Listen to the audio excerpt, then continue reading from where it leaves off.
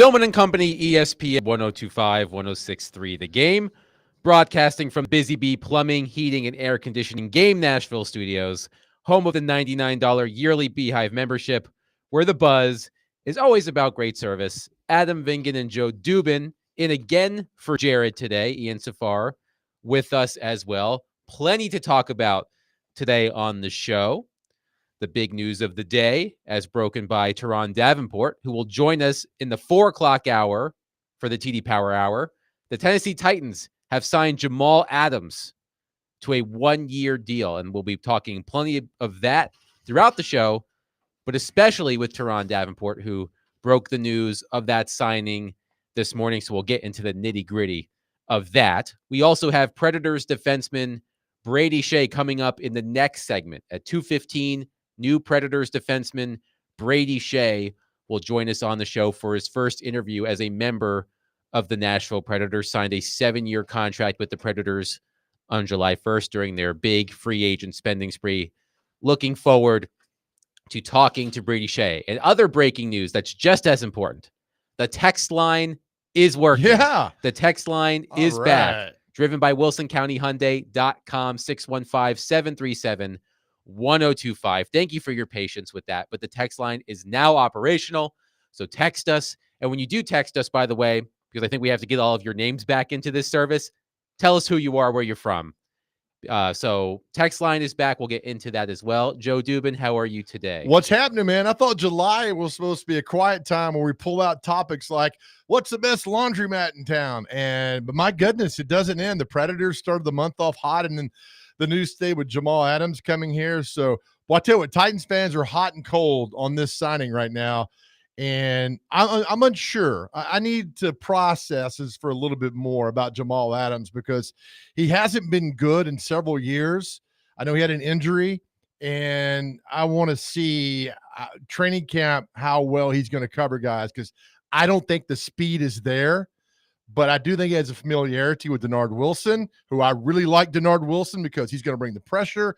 So we shall see what this happens, Adam. Reminds me of a couple years ago when they signed Kenny Vaccaro, who was supposed to be all great. He came in here, and Lamar Jackson, he's still chasing Lamar Jackson in that playoff game. So I've been around enough with free agents come to town where I need to wait and see. Delaney Walker made me happy.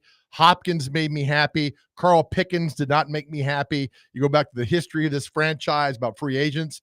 Hopefully, this will work itself out.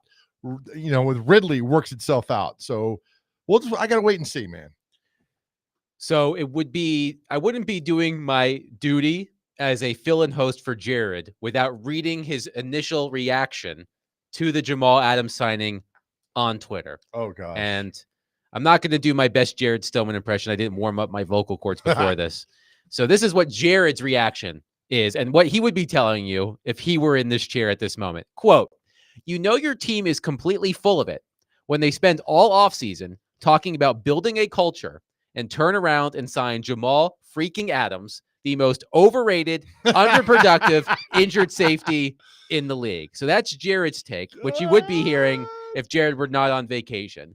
And to your point, Joe, about Jamal Adams's availability, and this is according to TD, over 4 years in Seattle, Jamal Adams missed 33 of a possible 67 regular season games. I believe he played a combined 10 games in the past 2 seasons, 9 this past season, if I'm not mistaken, and 1 the season before. So, yes, when Jamal Adams broke into the NFL, he got off to a great start, and he had those years with Denard Wilson, who is now the Titans defensive coordinator, when both were with the New York Jets. And sometimes in life, in business, it's not what you know, it's who you know. So it certainly helps that there is a relationship there between Jamal Adams and Denard Wilson.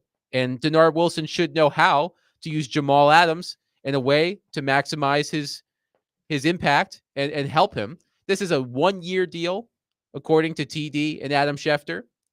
I don't think I've seen financial terms of the deal. Ian, have I missed those? Have those been I have not reported seen yet? that. I'm sure Teron, by the time he joins us at 4 o'clock, might have more information. We'll definitely ask him about that. So in terms of what it probably cost to get Jamal Adams in the door. It probably didn't cost a lot relative to how much it costs. I mean, to sign someone in the NFL. And remember, the New York Jets, I believe, the Seahawks acquired or traded 2 first-round picks to get Jamal Adams, if I'm not mistaken. Something along those lines. So they paid a significant price. Yes, the Seahawks parted with 2 first-round picks to acquire Adams from the Jets in 2020. And then they made him the highest paid safety a year later with a 4-year, $70 million extension. So you're not getting Jamal Adams for that price. No, not at all. Look, they get him for bare minimum and he can get incentives. I'm all on board with that. But I got to see him run. I mean, you're a safety, right? So you should run a 4.6 bare minimum as a safety in the National Football League. If not, I'm sending guys straight at you. I'm designing plays to take advantage of your non-speed. Absolutely. Yeah. So when I saw this signing, and my reaction was the Titans needed help at safety. We talked about this yesterday, the moves they could make entering training camp. They needed help at safety. But was Adams the right choice? Now, perhaps some of the other available safeties, I think Justin Simmons is front of mind, may not have accepted the type of offer that Jamal Adams did, considering his many injuries over the past few years. I thought this tweet from Mike Herndon of paulkaharski.com made me chuckle. Mike wrote, quote, "I like a lot of what the Titans have done this offseason, but if they're planning on playing Kenneth Murray, Jack Gibbons, and Jamal Adams in the middle of this defense consistently, it's not going to matter how good the corners are because quarterbacks won't ever have to look out there." So it leaves the middle of the field, susceptible, for the Titans, and other quarterbacks might look to and target that. Had he not played for Denard Wilson, Jamal Adams, I'd be like, what in the world are we doing here? But I'm telling you, there's that familiarity which really helps out so much. You know the system, where to, look, lining up is the most important thing pre-snap for any college or any football player is the lining. He knows the terminology, he knows where to go. Now, can he react? Now, is he a guy that plays? Is he a box?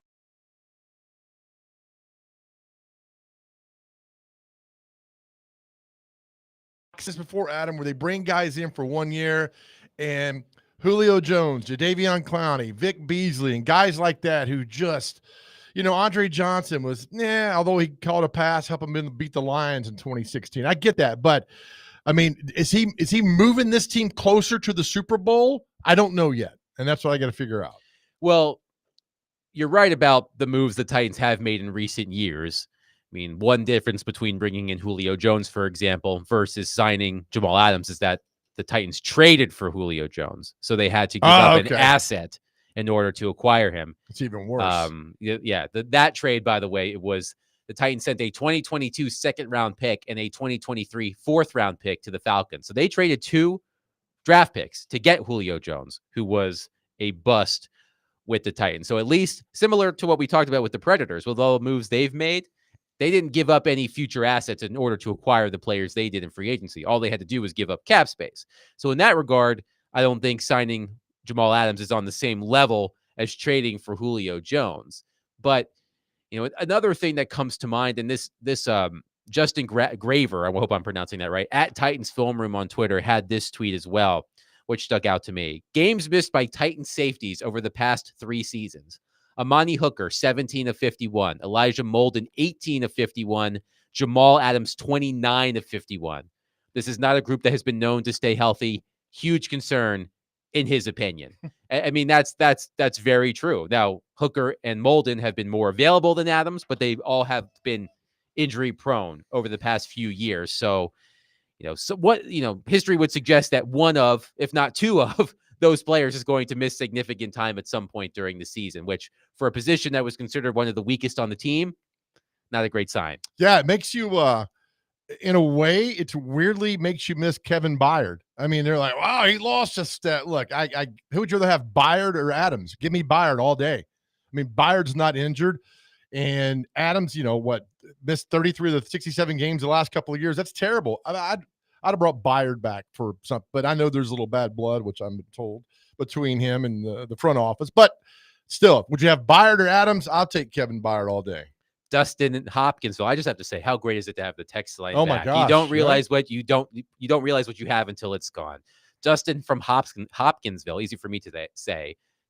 Texan, everyone's glad we're not getting constantly yelled at after 2 p.m. Let Jared be on vacation. Does he not have a girlfriend? Jeez. I can't speak to Jared's love life, but Same. for someone who is on vacation, he has been doing a lot of texting and tweeting. He is tweeting through his feelings about the signing of Jamal Adams right now. If you want to go to his Twitter at Jared Stillman, I believe he was also quote tweeted something that Jeffrey Simmons tweeted. So maybe he's going to have a little Twitter beef with Jeffrey Simmons. Oh, God. I don't know how many Titans players he's had Twitter beef with. Probably. Were you at the Tennessee? Did you ever get furloughed at the Tennessee and you were there? I did not get furloughed at the Tennessee. There was one time, and I think it might have been Jim Wyatt, when he was on furlough and he forwarded an email, just one time, and then like they had to re-furlough him again. Huh. So, so if you're on vacation, it's really hard to not weigh in on something that goes on. I hear you. I am guilty of that too. Same so who here. am I to say? Yeah. But Jared Stillman tweeting through his feelings about the Jamal Adams signing, which, spoiler alert, he does not like. But we will talk about the Jamal Adams signing throughout the show.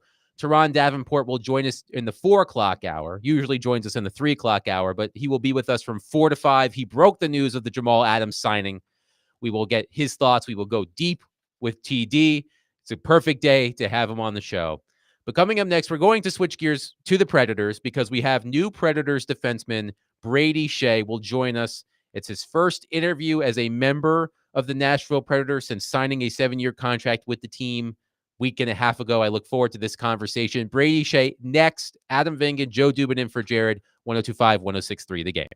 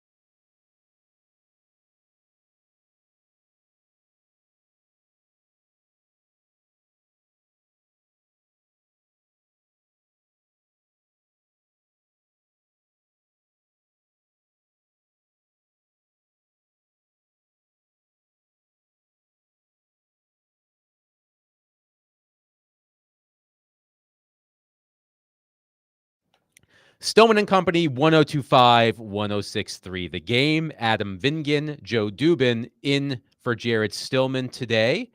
And joining us on our phone line, driven by WilsonCountyHyundai.com, is new Predators defenseman Brady Skjei, who signed with the team a 7-year contract on the first day of free agency.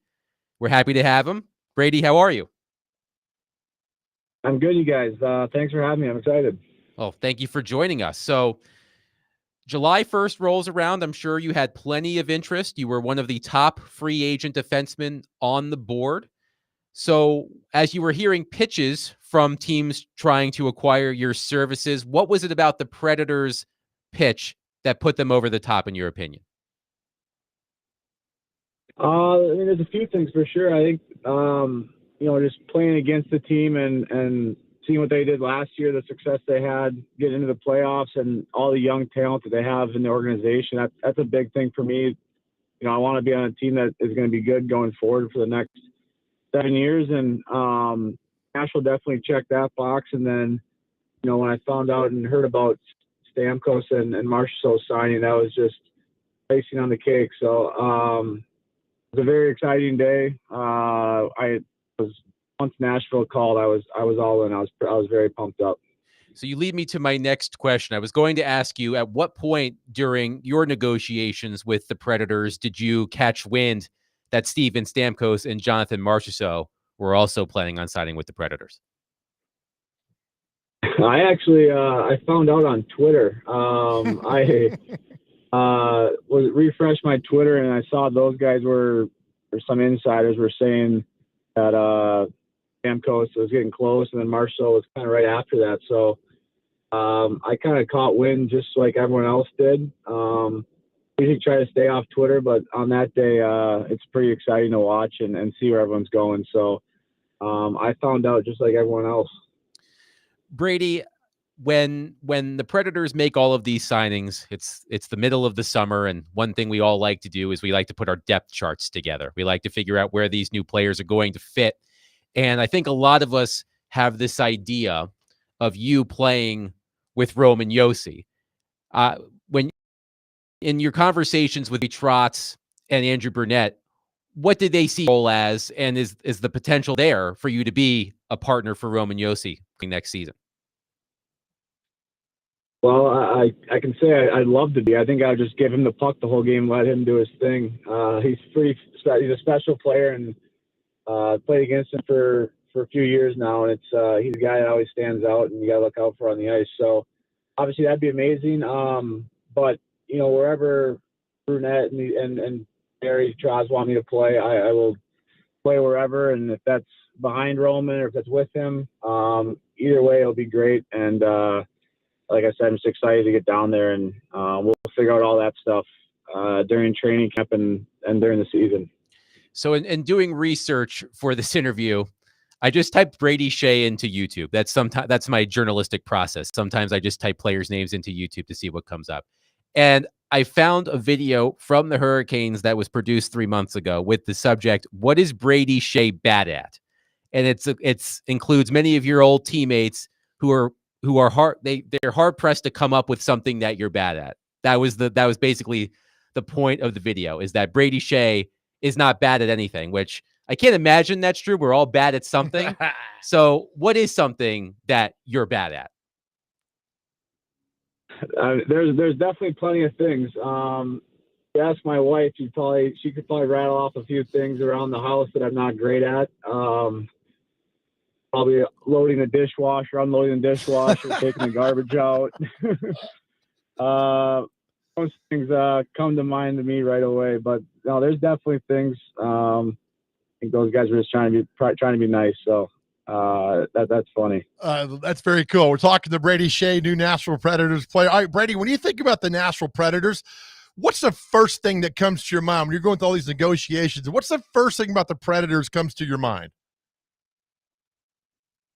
Honestly, probably Bridgestone Arena. I think that was, we played against the Preds a lot those couple years during COVID when we were in the same division. And I remember even then when there was limited capacity, how loud that building is and how how much of a fun environment it is to play in. So I think at first, when I think about Nashville, I think about that first probably.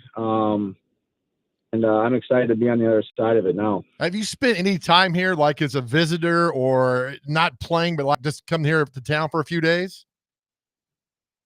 We actually just got back. That was kind of the first time I've been down there without playing hockey. We got back yesterday. We were down there kind of taking the city in and looking at some places maybe to live. So I haven't spent a ton of time, but we've been to a few dinners on the road and stuff like that. So I'm definitely going to get a lot more now. I love the fact, so much today, Brady, about guys and athletes, young guys are like, don't play other sports, stick to one sport. I love the fact, Brady, you played quarterback for your high school football team. I for some reason, I really admire guys who do that. And was football an ever consideration for you? I know you're really good at hockey, but was football ever a consideration for you in the back of your mind? No, it was always hockey, honestly. But yeah, I agree. I'm a huge. I love the guys play other sports. I think that it helps out. I know for me personally, if I played hockey year round growing up, I think I would have got a little sick of it. The football and golf really broke up the seasons, and I enjoyed playing both those sports along with hockey. And I feel like it just gets you more excited when the season comes around for the hockey season. And all the sports, I feel like, help out with hockey. If it's football and or golf, everything just kind of being an all-around athlete, I think helps your hockey game a ton. So I love when people play other sports, and definitely for me growing up, that was a huge thing. And I think it benefited me for sure. Preach, my man. I love that. We're talking to Brady Skjei here on the Jared Stillman Show. All right, Brady, so I got to ask, Adam is the hockey guy. He's the expert. I'm just the goofball on the show. But, I mean, we all vividly remember the SNL skit. Where were you when you first got word about the SNL skit? Because it's wildly popular, and you're a huge part of that. Where were you? And I'm sure your phone went off 1,000 times, right? Did, yeah. I was actually in my apartment in New York City. Me and my teammate at the time, Kevin Hayes, were sitting in the living room watching SNL at the time, and saw that they were doing a Ranger skit. And then I saw the actor come on screen with 7 on his jersey. I remember I looked at Kevin. I was like, I think that's my jersey. And sure enough, the guy turned around and it was right there. And then my phone, yeah, like you said, my phone absolutely blew up after that. So it was pretty fun. And yeah, it was kind of cool watching it live in New York at the time. Brady, one thing that makes Barry Trotz unique among his peers as a general manager, the fact that he has, of course, a long storied history as a coach. And I feel like that gives him an advantage in terms of talking to players, convince players to come to town, because he understands the delicate dynamic of a dressing room and what goes into that. In your conversations with Barry Trotz, can you sense that, or did you sense that, just his experience as a coach helping him as a general manager and putting this group together? Yeah, I think he's done an unbelievable job, obviously, this summer and previous years. But I don't know him as well. I will get to know him way more in the future here. But when you say his name around other guys around the league, everyone respects him and everyone really loves him as a person. So I think when you hear that, you just know that you're in a good situation and the organization's in a good situation with a guy like that leading. So I have not heard one bad word about him, and I'm excited to get to know him more here in the future.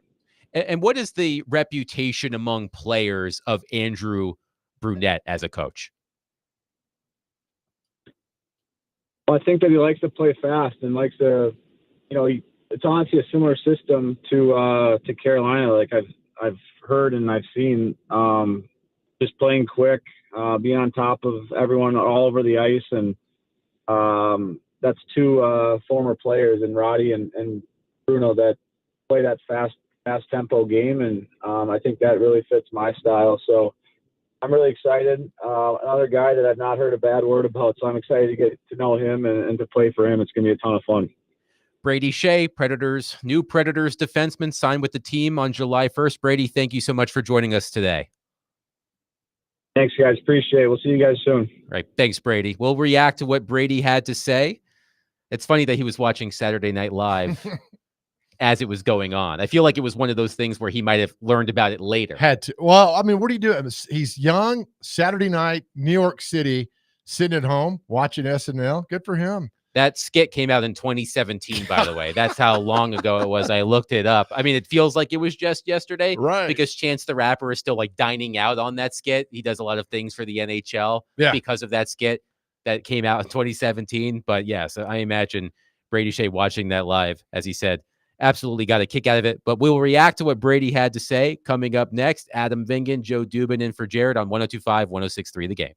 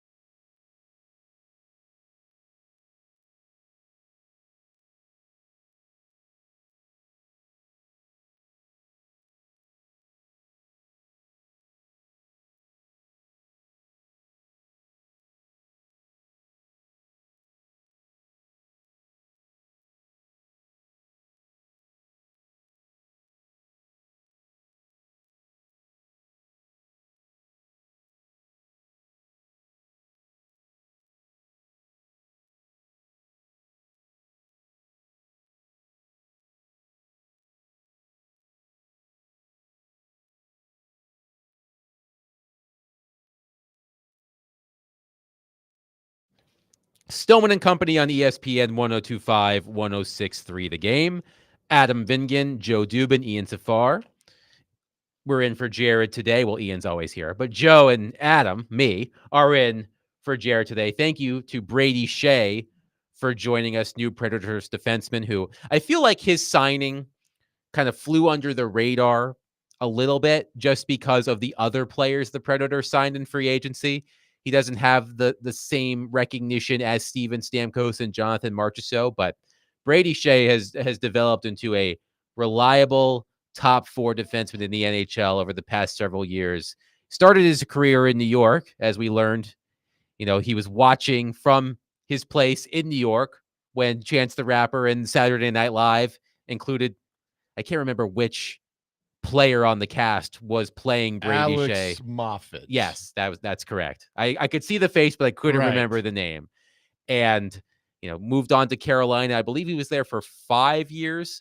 Became a reliable presence on the back end for the Hurricanes, and he will probably do so for the Predators. And I think one thing we've talked a lot about, Joe, I know I've certainly talked about it with Robbie and Keezer and some of the other puck heads on the station, is where will Brady Skjei play for the Predators? And one thought is playing him on the same pair as Roman Josi. All right, let me stop you right there. Sure. Somebody called in one day and said, and I know nothing about hockey except I go to know more than you think you do. I go to Preds games, get drunk, and try to fight. So let me ask you this. So a guy called in and said, "Oh, it's not going to work. 2 left-handed defensemen." Well, why won't it work? Well, most coaches prefer a left-handed defenseman to play on the left side and a right-handed defenseman to play on the right side. Now, when Roman Josi played with Ryan McDonough before McDonough was traded earlier this offseason, Okay. McDonough is also left-handed,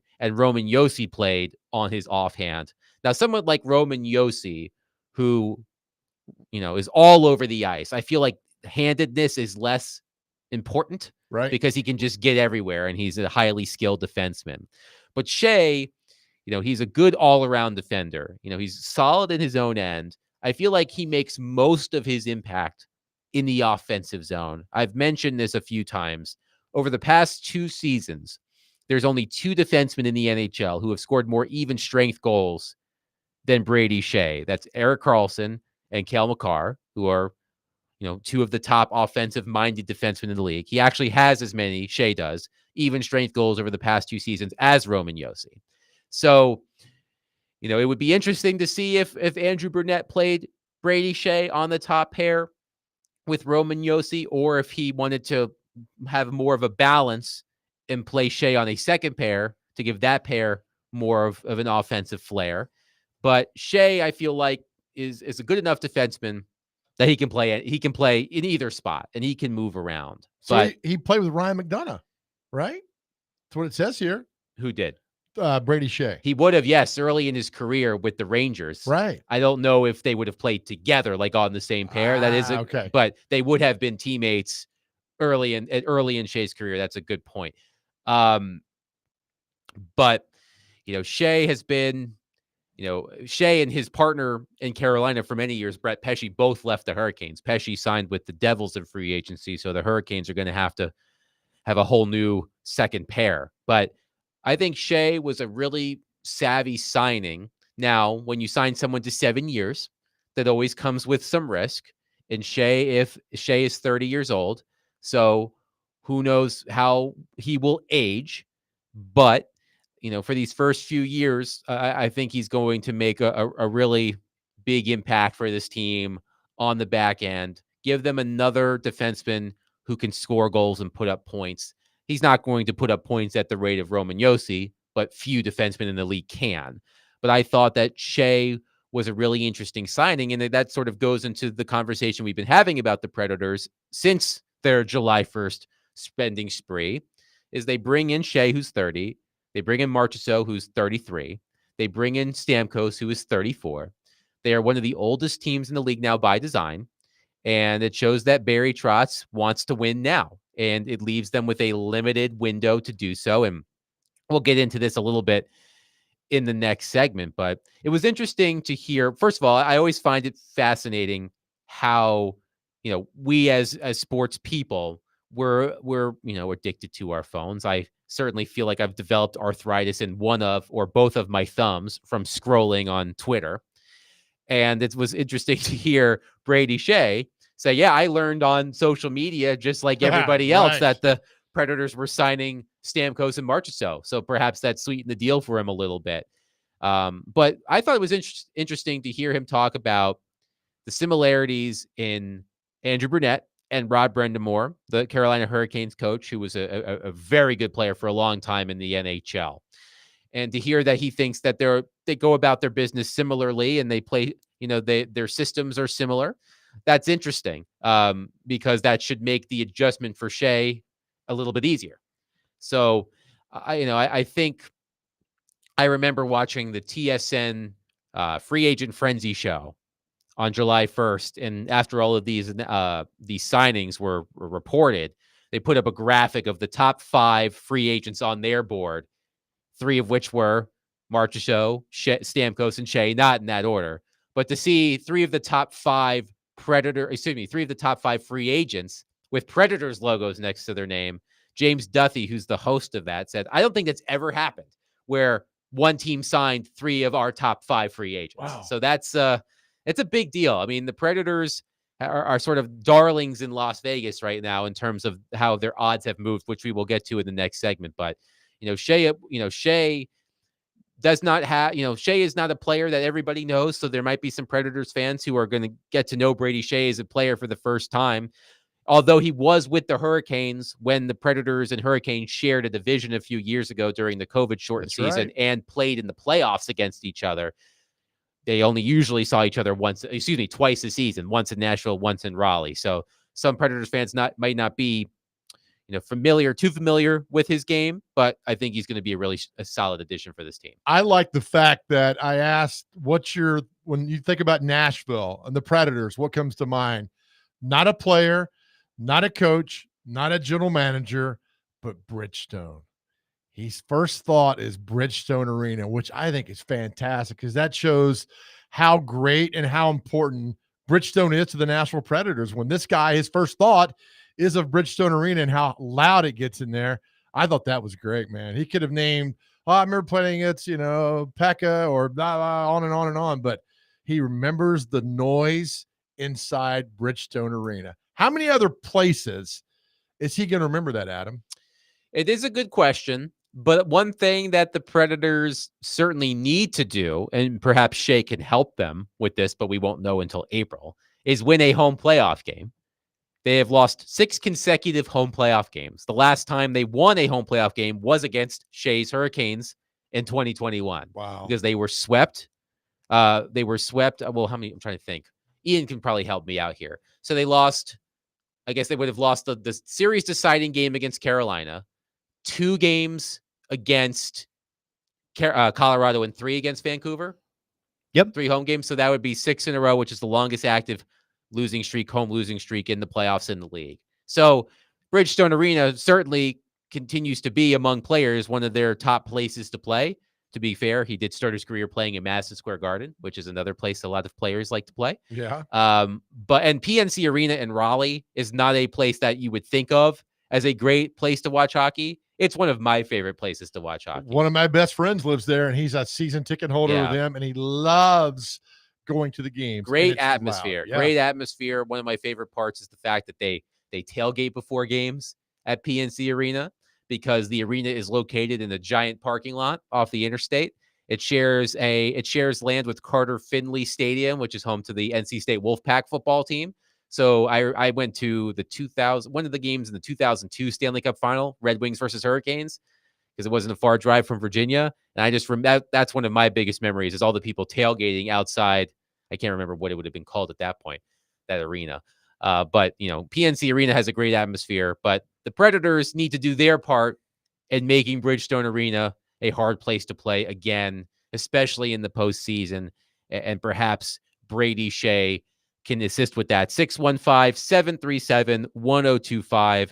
Our text line is up. Thank God. After about a week or so off, it's back. We've missed it dearly. It's driven by WilsonCountyHyundai.com. So text us as well as call us at 615-737-1025 to get your thoughts on the Predators, on Brady Skjei, on Jamal Adams. We're taking it all. But coming up next, as I said to Joe, the Predators are the darlings in Las Vegas after their July 1st free agency spending spree in terms of how much their odds have moved toward winning the Stanley Cup.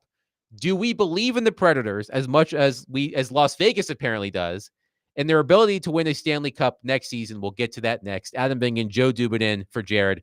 102.5, 106.3 The Game.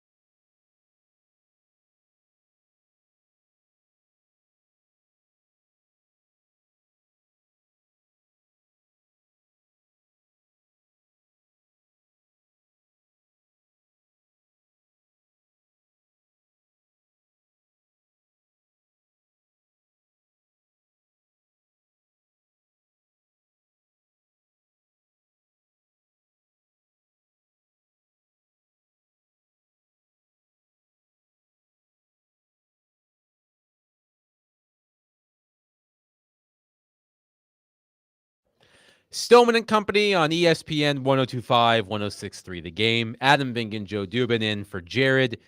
Today, Ian is here as well, as always. So those of you who are used to tuning in for Tehran Davenport on the TD Power Hour, which usually comes on at 3, Tehran will be on at 4 today. So Tehran will be on from 4 to 5 instead of 3 to 4, and we will get all of his insight into the Jamal Adams signing.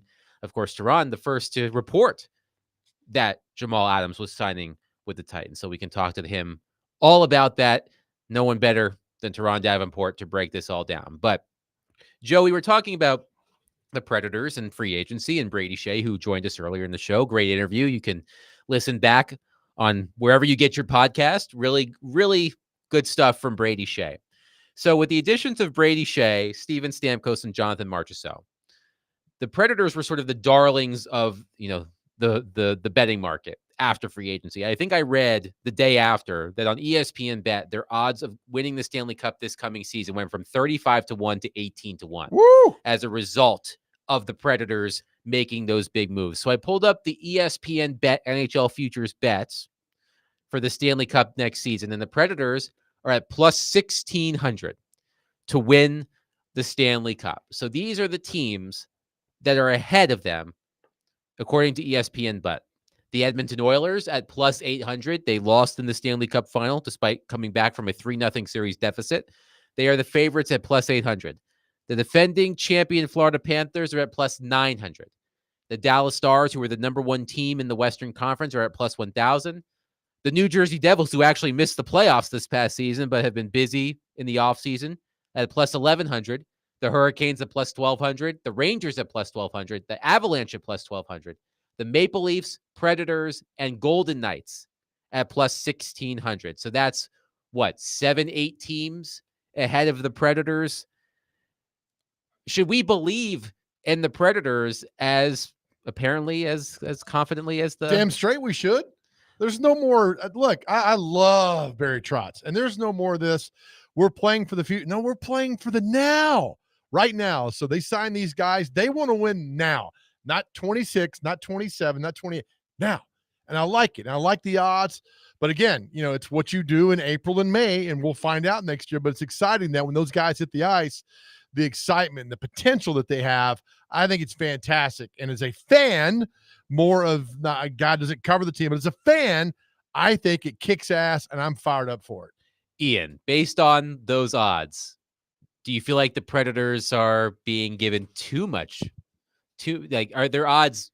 Where do you think they are in this pecking order? I do wonder, when the team has a bunch of free agent acquisitions and kind of the darling of the offseason, if that kind of, has an effect on the odds. And well, it certainly does with the Devils. I mean, the Devils missed the playoffs last year. Mm-hmm. They're at plus 1,100. Only 3 teams have better odds. Yeah, that seems a bit extreme. I mean, I know they brought in a goalie, Markstrom, and right? They've been, searching for a goalie, but that seems a bit extreme. Yeah, I would agree with that. But I feel like the Preds are pretty fair. What is that? The top, the top 10 teams to win the cup seems a bit lofty, but when you make additions like that, Vegas tends to raise the odds. Right. And a lot of the teams ahead of them are teams that I'm not surprised are ahead of them. Edmonton, Florida, Dallas, Carolina, the Rangers, the Avalanche, the Maple Leafs, who can't get out of the first round more often than not, but they're always up there because they have the talent. I think it's interesting that the Vegas Golden Knights are tied with the Predators. I think the Golden Knights are going to take a big step back this season. Think so? Their cap situation has finally caught up to them. And, hey, they won, so they can deal with a lean year or two. But the one thing with the Vegas Golden Knights, you can never count them out of making a gigantic trade out of nowhere. So although their cap situation seems bleak now, it wouldn't shock me if the Golden Knights made any sort of big-time move as they've shown historically. But the fact that the Predators are at 1,600 odds, plus 1,600 to win the Stanley Cup. This goes back to where I've set the expectations for this Predators season, which is I think they need to win at least 2 rounds in the playoffs, which might be asking a lot of a team that hasn't won a playoff round since 2018. So I'm asking them to go from not winning a playoff round in 6 years to winning 2 playoff rounds this season.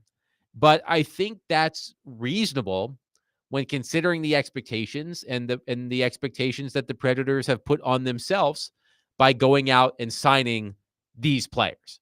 These are not like last year at this time when the Predators signed Ryan O'Reilly and Gus Nyquist and Luke Schenn. They were good moves, but they weren't moves of a team that, felt like they were going to go for it. The moves they've made this offseason are moves you make when you're going for it, in addition to re-signing UC Saros. So to me, I think that they need to win at least 2 rounds. I'm not going to say they need to win the Stanley Cup this No, season. they got to go all the way. I'm not paying to see guys. So you think it's Stanley Cup or bust for the Predators It this should season? be for every team. I don't. But it's not subscribe. realistic for it every. It's not realistic for every team. I don't care. I want to know that my team, their main goal is to win the championship. If you told me the Tennessee Titans are looking to go 9-8, oh boy, if you tell me, hell yeah, we're going to go out there and try to win the Super Bowl. If they come out and say that, I want U.S. Stamkos. What's your goal here? Well, yeah, win a few games. No, your goal is to win a Stanley Cup. Anything short of that is not good enough. I hate all this. Let's get to the playoffs. No, you want to win championships, man. That's the bottom line. Well, I think at this point, the Predators, by making these moves, are past the let's just make the playoffs and see what happens phase. They're past that. But the fact that they have signed these players who are older players, their roster is one of the oldest in the league on average, and that, again, is by design. These are the types of moves you make when you're trying to win the Stanley Cup within a couple of years. So, I mean, I really think this team has a 2-year window. I know Robbie Stanley thinks it's closer to 3, and maybe I can be convinced of 3. I think it's 2, just because you want to make sure that while Steven Stamkos and Marchessault and Yossi and O'Reilly are still effective players in their early to mid-30s, that you're getting the most out of that. But I haven't so I'm just glad to know that there's somebody who actually has higher expectations than I do, because I was told I was a little nuts by Willie and Derek for having expectations of Western Conference Final. Joe over here thinks they need to win the Stanley Cup. Go to a Preds fan. What are you happy with? You happy with getting to the playoffs, winning a playoff round, or win the Stanley Cup? That's unanimous. Win a Stanley Cup. Let me know I'm talking as a fan because I'm a huge Preds fan. I want to know that their main goal is to win the Stanley Cup, not to have a nice run in the playoffs.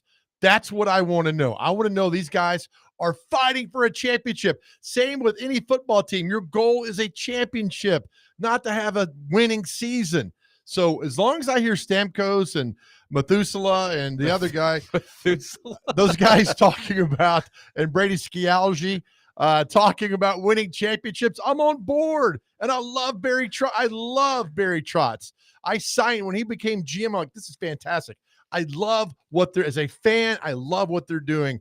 Let's win a championship next year. Let's have that damn parade down Broadway, which we all desperately want to have and have yet to have one. I mean, the Predators' average age would be much higher than it is if Methuselah was playing for them. Yeah, he got the job done, though, right? That would skew the average significantly. But I'd love to hear from Predators fans. 615-737-1025. Again, our text line is working. Thank Methuselah for that one. I mean, I understand what you're saying, Joe, that if you are a fan of a team, you want to know that your team is trying to win a championship. And I think if you're a Predators fan today, you can feel confident that Barry Trotz, Andrew Brunette, and the team over there is trying to do that. How are Blackhawk fans surviving on the Red Wings the last 5, 6, 7 years? I don't get how, such a dynamic hockey franchise. As it comes to the Blackhawks specifically, they're surviving because they won 3 cups in like a 6-year span. Right. You can take lean years when you have championships to show for it. The Red Wings, they've missed the playoffs the past few years, but before that, they had made it, 25 years in a row, they made the playoffs and won multiple cups. Do we take, and as a Preds fan, I take their playoff appearances for granted because they went for so many years getting to the playoffs. Yes. And it's like, all right. And then when they don't go in 23, you're like, this sucks. They're not in the playoffs. This is not, and I've heard the players say that too. Like Roman Yossi's like, you comes April and realize, why am I not playing hockey? Oh, wait, we're not in the playoffs. And so it burns to get back and get to the playoffs. And so I think we took for granted for so long the success of this. I know they didn't win I get it. They didn't win a Stanley Cup, but they got there in 17. But the fact that they're there fighting each and every year, always, I think we took it for granted. Yeah, I mean, I can understand that. But, near the end of that time, they weren't winning playoff series. They won a playoff series in 2018. They beat Colorado. They lost to Winnipeg in a great second round series. In 2019, they were upset in the first round by the Dallas Stars. In 2020, in the COVID bubble, they lost to a Arizona Coyotes team that under normal circumstances would not have qualified for the playoffs. And then they were absolutely bludgeoned by the Colorado Avalanche in 2022. Were you covering the team in 19? Yes. We'll talk about this later on, but I had a problem with something that happened after they got beat by Dallas. Okay. That really, still to this day, bugs me about a certain player. What he did after the game and they lost to Dallas still drives me. And what was that? It's called a tease, brother. We'll get to that coming up next. We'll also continue to react to the signing of Jamal Adams. The Titans today signing veteran safety Jamal Adams to a 1-year contract. Teron Davenport, who broke that story this morning, will join us at 4 o'clock, breaking it all down. Adam Bingen, Joe Dubin in for Jared, 102.5, 106.3 The Game.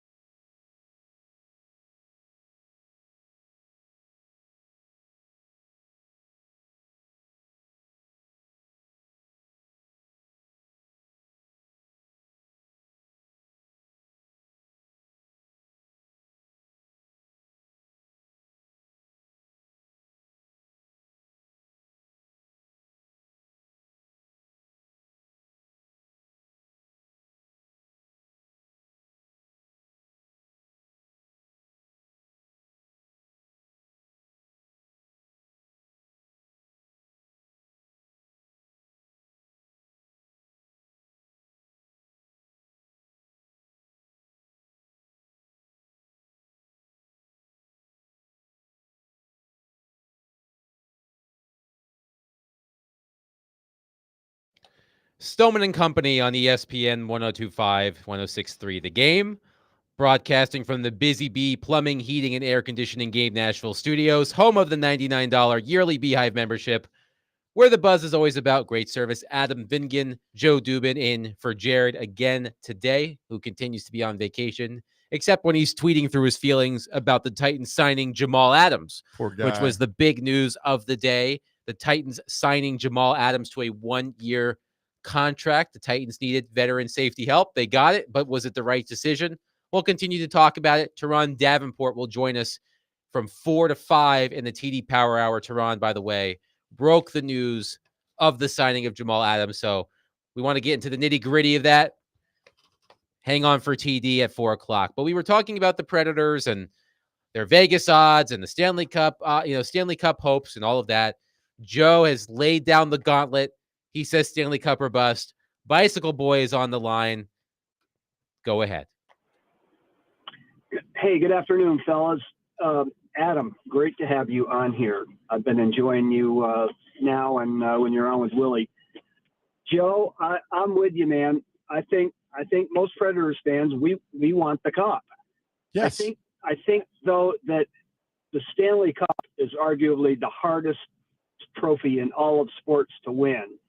But I think that if you get past the first round and definitely past the second round, everybody's got a pretty good chance at that point. So what do you guys think about that? No, I'm with you. Don't go anywhere, Bicycle Boy, because I want to ask you about this. When you talk about when a coach comes out and says, or a general manager, we're rebuilding and this and that, I get irritated. It irritates me because I want to win now. We're in the now age. We're not in the age of like 4, 5, 6 years.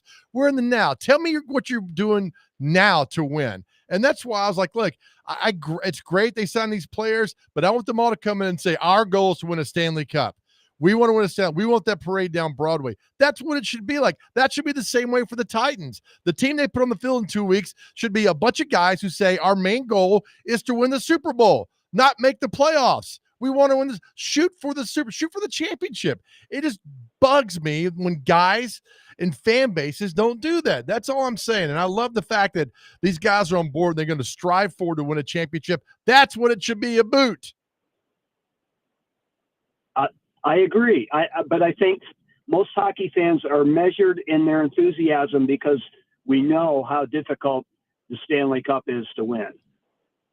Thank you, Bicycle Boy. Joe, you mentioned you had a tease that you wanted to get to from the previous segment. When the Preds got bounced out in 19 by Dallas, I remember a picture in the hallway after the game of PK Subban, Dak Prescott, and Ezekiel Elliott posing. And it bugged me the wrong way as a fan, right? If you're a fan of a team, when I want you mad. I want my player on my team mad. I don't want you posing in the hallway with other people after you just got bounced out of the playoffs. It really bugged me the wrong way.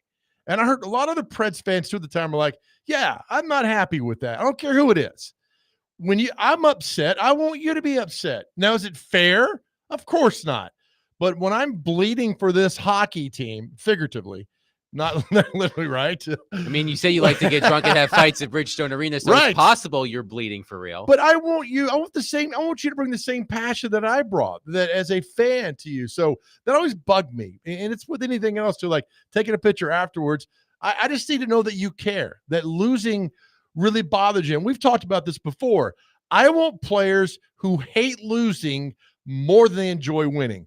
You can go down Gretzky, Jordan, Brady. I mean, all the great, they all hated losing. Peyton Manning, they all hated losing.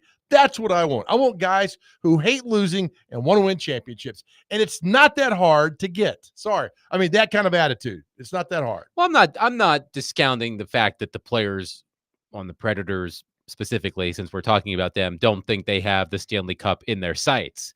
I also do think it's important to keep some perspective.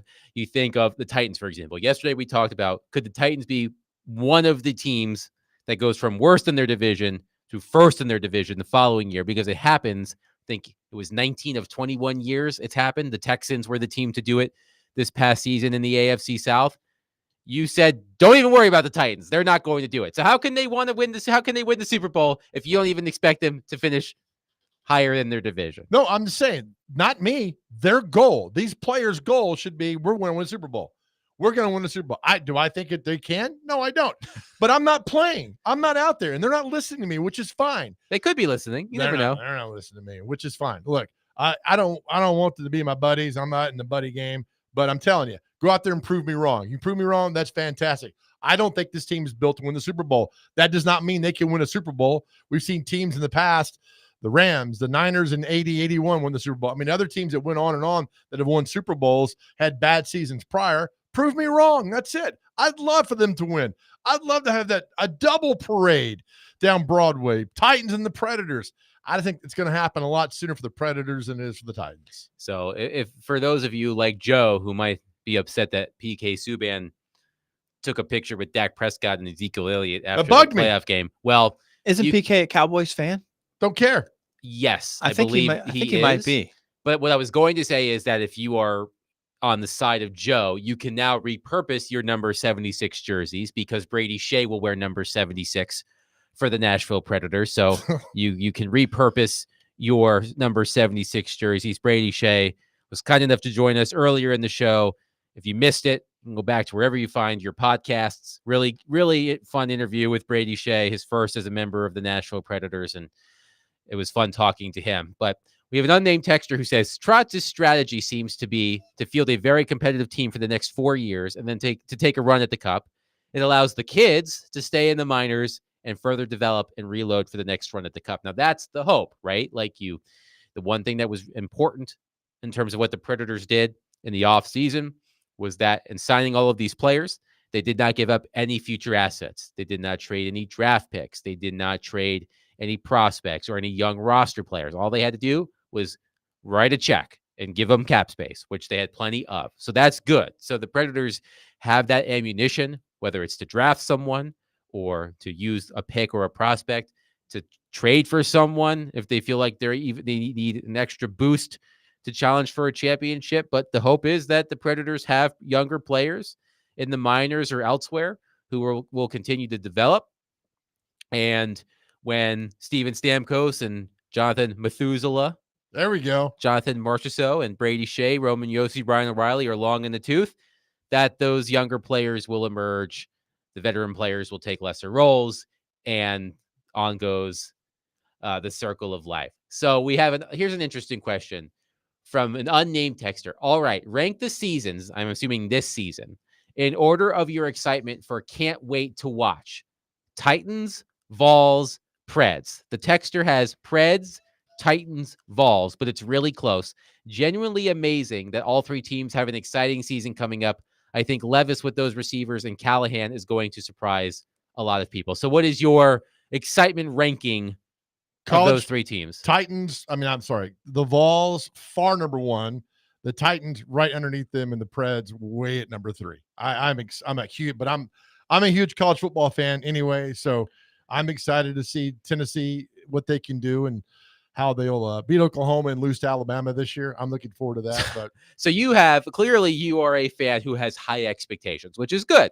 So what's your expectation level for the Volunteers in football this season? I think they go 9-3. That's my thing there. I think the Titans go 5-12, and I hope the Preds go all the way. Of those three, who has a better chance of winning a championship? I'm taking the Nashville Predators. I'm thinking the Predators of those three this coming season have the best chance. Yeah. Because even if the Vols make it's the 12-team playoff, like how far do you expect them to go in that 12-team playoff? Exactly. Let me ask you this. How pissed off is Stamkos that Tampa's like, all right, take care of yourself. How gratifying would that be for him to come to Nashville and win a Stanley Cup? Because if I'm Stamkos, if I win a Stanley Cup with the Predators next year, you get the day with the cup. I'm walking around Tampa in a bathing suit, and I am just talking. I'm going to stand outside Tampa Bay's office and just have a party in the plaza and hold the cup up and really rub it in Tampa Bay's face. That's what I would do. I'm a bitter old man. There should be no shortage of motivation for Stamkos and Marchessault, who was an original member of the Golden Knights. And now I'm not going to be able to say his name without thinking Methuselah. So thank you, Joe. To answer the texter's question in terms of excitement level, I would say Predators, Vols, Titans. I think that would be that was the texters as well. Predators, Vols. Oh, he actually said Predators, Titans, Vols. I'm going to say Predators, Vols, Titans to keep things different around here. 615. Well, the 3066 says, Joe, what you really rubbed you the wrong way was Ryan Ellis getting thrown around like a rag doll. He did have a rough series. Oh, okay. He had a rough series against Dallas. And well, that doesn't excuse Subban going in the hallway taking pictures after you get bounced out. I want you mad. I'm mad. I want you mad when you lose that way. Again, remember, if you want to repurpose your PK Subban jerseys, Brady Skjei will wear number 76 for the Predators this season. They have this, how many letters you're going to have to exchange there? Not too many. Hold on. Sean Henry from the Pro Shop is on the line. He wants you to tell you, no, they want you to buy jerseys. They don't want you to repurpose anything. I'm kidding. Before we get to break, Michael, quickly on the phone line driven by WilsonCountyHyundai.com. Go ahead. Yeah, thank you. I just want to ask Big Joe his reasoning behind why in any world you'd be more excited to see the Titans win 4 or 5 games and be mediocre at best over watching a team like the Predators who could potentially, do a lot do damage. Because I'm a massive football fan first and foremost. I love football. I like the Predators. I take it back. I love the Predators. So I don't follow a lot of NHL, but I follow the Nashville Predators and everything. For me, football has always been number one, and hockey is growing on me, but that's my thing with football. I'm more excited to seeing about what the Vols can do because I love college football first and foremost beyond anything else. But look, I want the Preds to win. I want them to win a Stanley Cup. And I want the parade. I want everything that goes along with it. I want the big watch parties in downtown. I want all that back. And I feel that team is a lot closer to getting there. But that's something, and I rank them also as far as what's up next. So for up next for me is college football. True. Then pro. Then I can spend all winter loving the Nashville Predators more than I do right now, which is fantastic. That's why. No, great answer. Thank you. You convinced Michael. There you go. He sounded angry at the start. In just a few minutes, he was like, yeah, that makes sense. Okay. 615-737-1025. We will get back into the news of the day. Jamal Adams, a member of the Tennessee Titans, signing a 1-year deal with the Titans to give them some veteran safety help. They needed that help, but was he the right choice? We'll get into that next. Adam Ving and Joe Dubin in for Jared, 102.5, 106.3 The Game.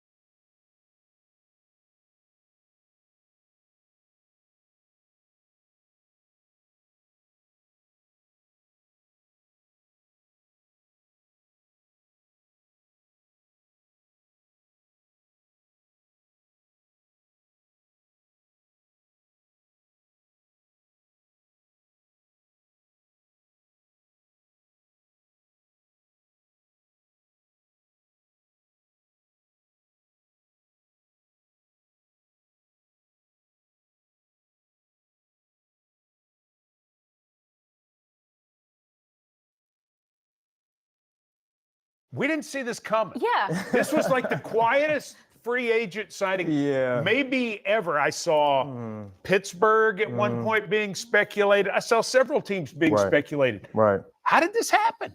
Well, obviously, I kind of wanted to keep it quiet.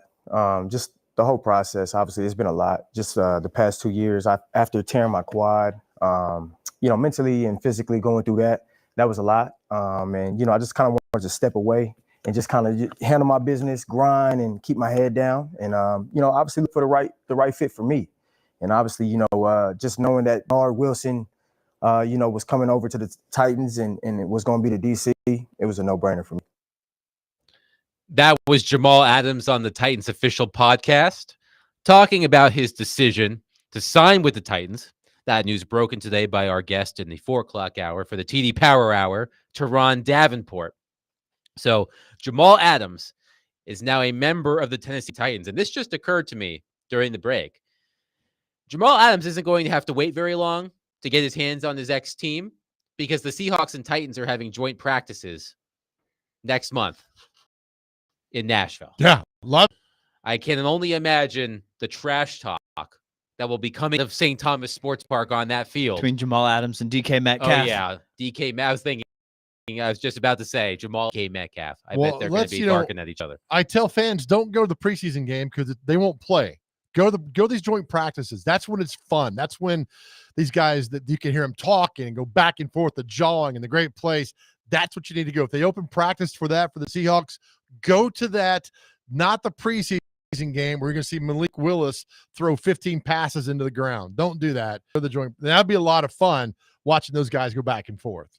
Always. So that'll be, if you were looking for a juicy storyline from training camp, wait till next month when the Seahawks are in town and Jamal Adams will be lining up against his former teammates. So, the signing of Jamal Adams, I feel like the reaction that I've seen, and now maybe it's because of the people I follow on social media, I feel like it's been mostly negative. Would you agree with that, Ian? Would you feel like the instant reaction from Titans fans has been maybe it's because I'm being skewed by Jared here, but do you feel like it's been mostly negative for the Jamal Adams signing? Yes. I don't know. There's always, people had been talking about they needed help at safety. Yeah. No, that there is no question about that. So there's some mixed reviews there, as in, hey, they needed help at safety. They brought in a safety. He previously played under new Titans defensive coordinator Denard Wilson. So, and now they're reunited and it feels so good. And so maybe I think there's a little bit of optimism when it comes to those two things, but I do think there's some skepticism about Adams and his injury history. Yes. And he's played 10 games over the past 2 seasons. So that's not good. And no, so, it's not good. And whether or not he has enough speed, still to impact the defense. So if he's a box safety, which means he's not going to be in coverage a lot, that's fine. Let him get him on the, maybe some kind of a hybrid linebacker type. I was about to say he's probably closer to a small linebacker than an actual safety at this stage. Yeah, I'm fine with that. But if he's going to play and hit speed's not there, I'm going at him. Why does a quarterback go after a DB who's just come in the game for an injured guy? That's why, because they don't take advantage of it. The speed's not there. I'm going at you every single play.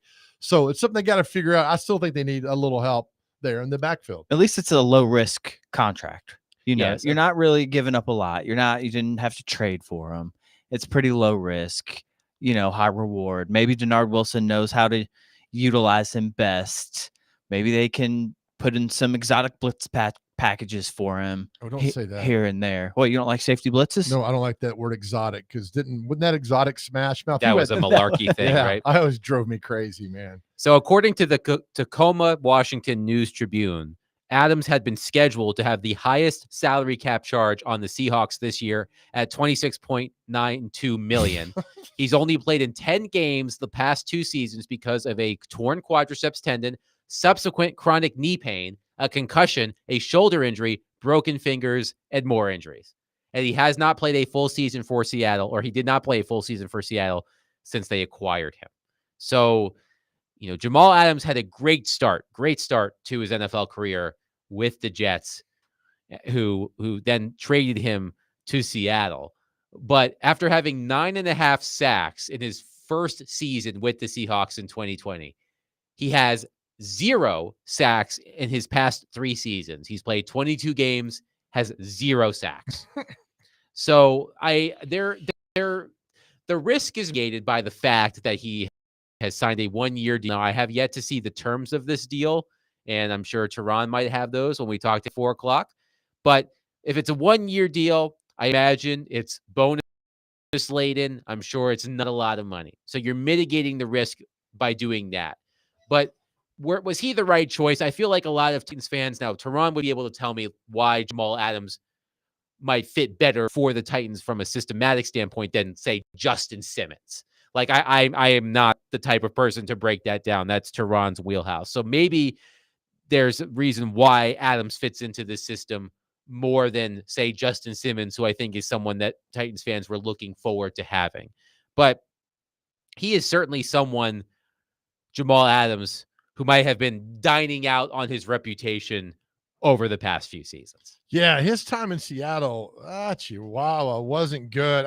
Again, had Denard Wilson not had a history with him, I would be worried, but they know each other evidently pretty well, when I think is great. So you got that familiarity that comes there. He knows the terminology, knows where to line up, knows what to expect out of Denard Wilson. Maybe he knows what to expect out of Jamal Adams. So right now, low risk, high reward possibly. You're not spending $15 million on it as you did with other free agent guys that you brought in here and spent a lot of money on that turned out to be not very good. So we just wait and see. Look, it's the talk of the NFL today.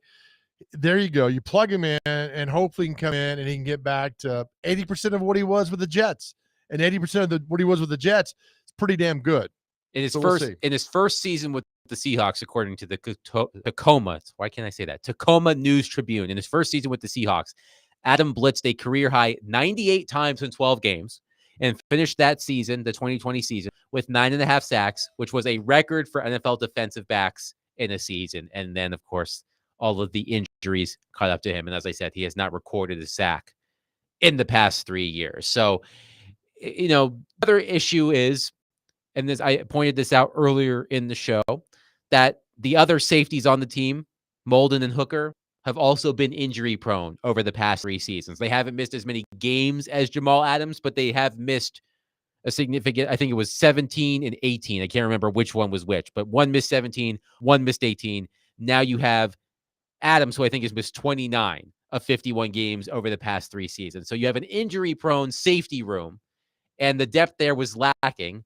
And you bring in someone who is more injury prone than that you already had. I love it. So I'll be very interested to hear what Tehran has to say about this signing when he joins. Well, not only that, for us old school SEC football players, Jamal Adams' father, and I didn't realize this till today when I was researching him, was George Adams, who played for the Kentucky Wildcats, was a hell of a running back in the SEC. So I think that's very cool, as I'm an old school kind of guy right there. I find that very cool. He played, I think, 6 or 7 seasons in the National Football League. But look, get him in here, see what he can do. We can analyze him all day long. If he come in here and he adds, and again, if he can push this team forward in their goal to win a Super Bowl, I'm all on board. And that's what I want to hear, and that's what I want to see. If you're looking for more connections, this, according to Adam Schefter, Jamal Adams' agent represented Ran Carthon when Carthon played in the NFL. And Carthon's father, Maurice, and Jamal Adams' father, George, were teammates with the Giants.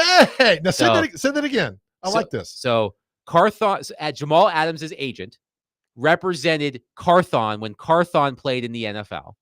And Carthon's father and Adams' father were teammates with the Giants. Love that. Yes. Yes. If I have that right. So lots of connections. As they say in business, it's not what you know, it's who you know. 615-737-1025. Call us and especially text us on our text line driven by WilsonCountyHyundai.com now that the text line is operational.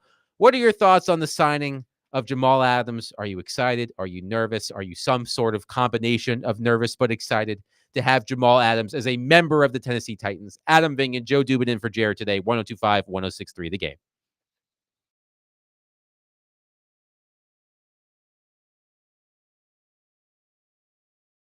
All right, let's talk about my friends at Hiller Plumbing, Heating, Cooling, and Electrical. I'm telling you, I've been using Hiller for years, and I absolutely love them. Ever since I moved into my first home, which was, 6 years ago, I have been a customer with Hiller Plumbing, Heating, Cooling, and Electrical. And this year, Hiller is celebrating their 34th year in business this month. They're bringing the celebration to you with their birthday bash. So from now until July 31st, enjoy free smart thermostats with select new HVAC systems, free water tests, $300 off new tankless water heaters, and if you buy 10, you'll get 2 free landscape lights. So celebrate Hiller's birthday bash all month long with, again, my friends at Hiller Plumbing, Heating, Cooling, and Electrical. Again, they take great care of my home. They can do the exact same for you. That's Hiller Plumbing, Heating, Cooling, and Electrical. Again, proud supporters, the Preds, the Vols, and Vandy. Hiller, celebrating 34 years in business. That's Hiller. Call the Happy Face Truck today.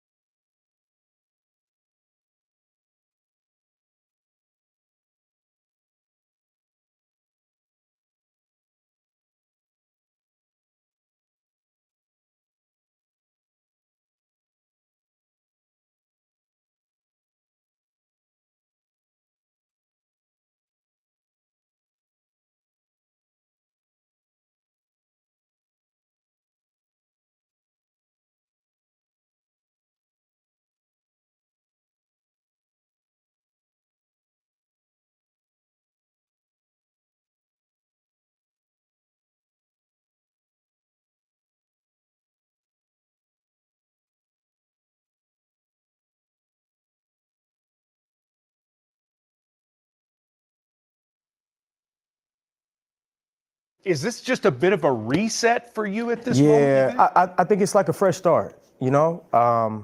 Obviously, just being at the top of the NFL for so long, and obviously injury happens, and then you go down and you hit rock bottom, and then, you know, you're just kind of climbing back up. So for me, it's a restart, man. I wanted the perfect fit. The main thing for me was just about coaching scheme. Who are the coaches? How are they coaching? How are they going to get the best out of their players? Like, that's what it was for me. It wasn't really about money. It wasn't about anything like that. It was more so about Denard Wilson, Jack, Frank Bush, Rand, guys like that, the people in the building. That's what attracted me the most. That was Jamal Adams on the Titans official podcast, or official Titans podcast, talking about his decision to sign with the Tennessee Titans today. We have some tickets to give away. A pair of tickets to Cirque du Soleil Song Blazers at T-Pack on Wednesday, July 17th. Cirque du Soleil. Have you ever been to a Cirque du Soleil show, Joe? I have. I went to the show last night, as a matter of fact. Oh, you did? Yep. This one? Yep. Got tickets. It was really good. It's long, so be prepared for that. But it was interesting, to say the least. It has the Joe Dubin stamp of approval. He is a discerning, it's a discerning.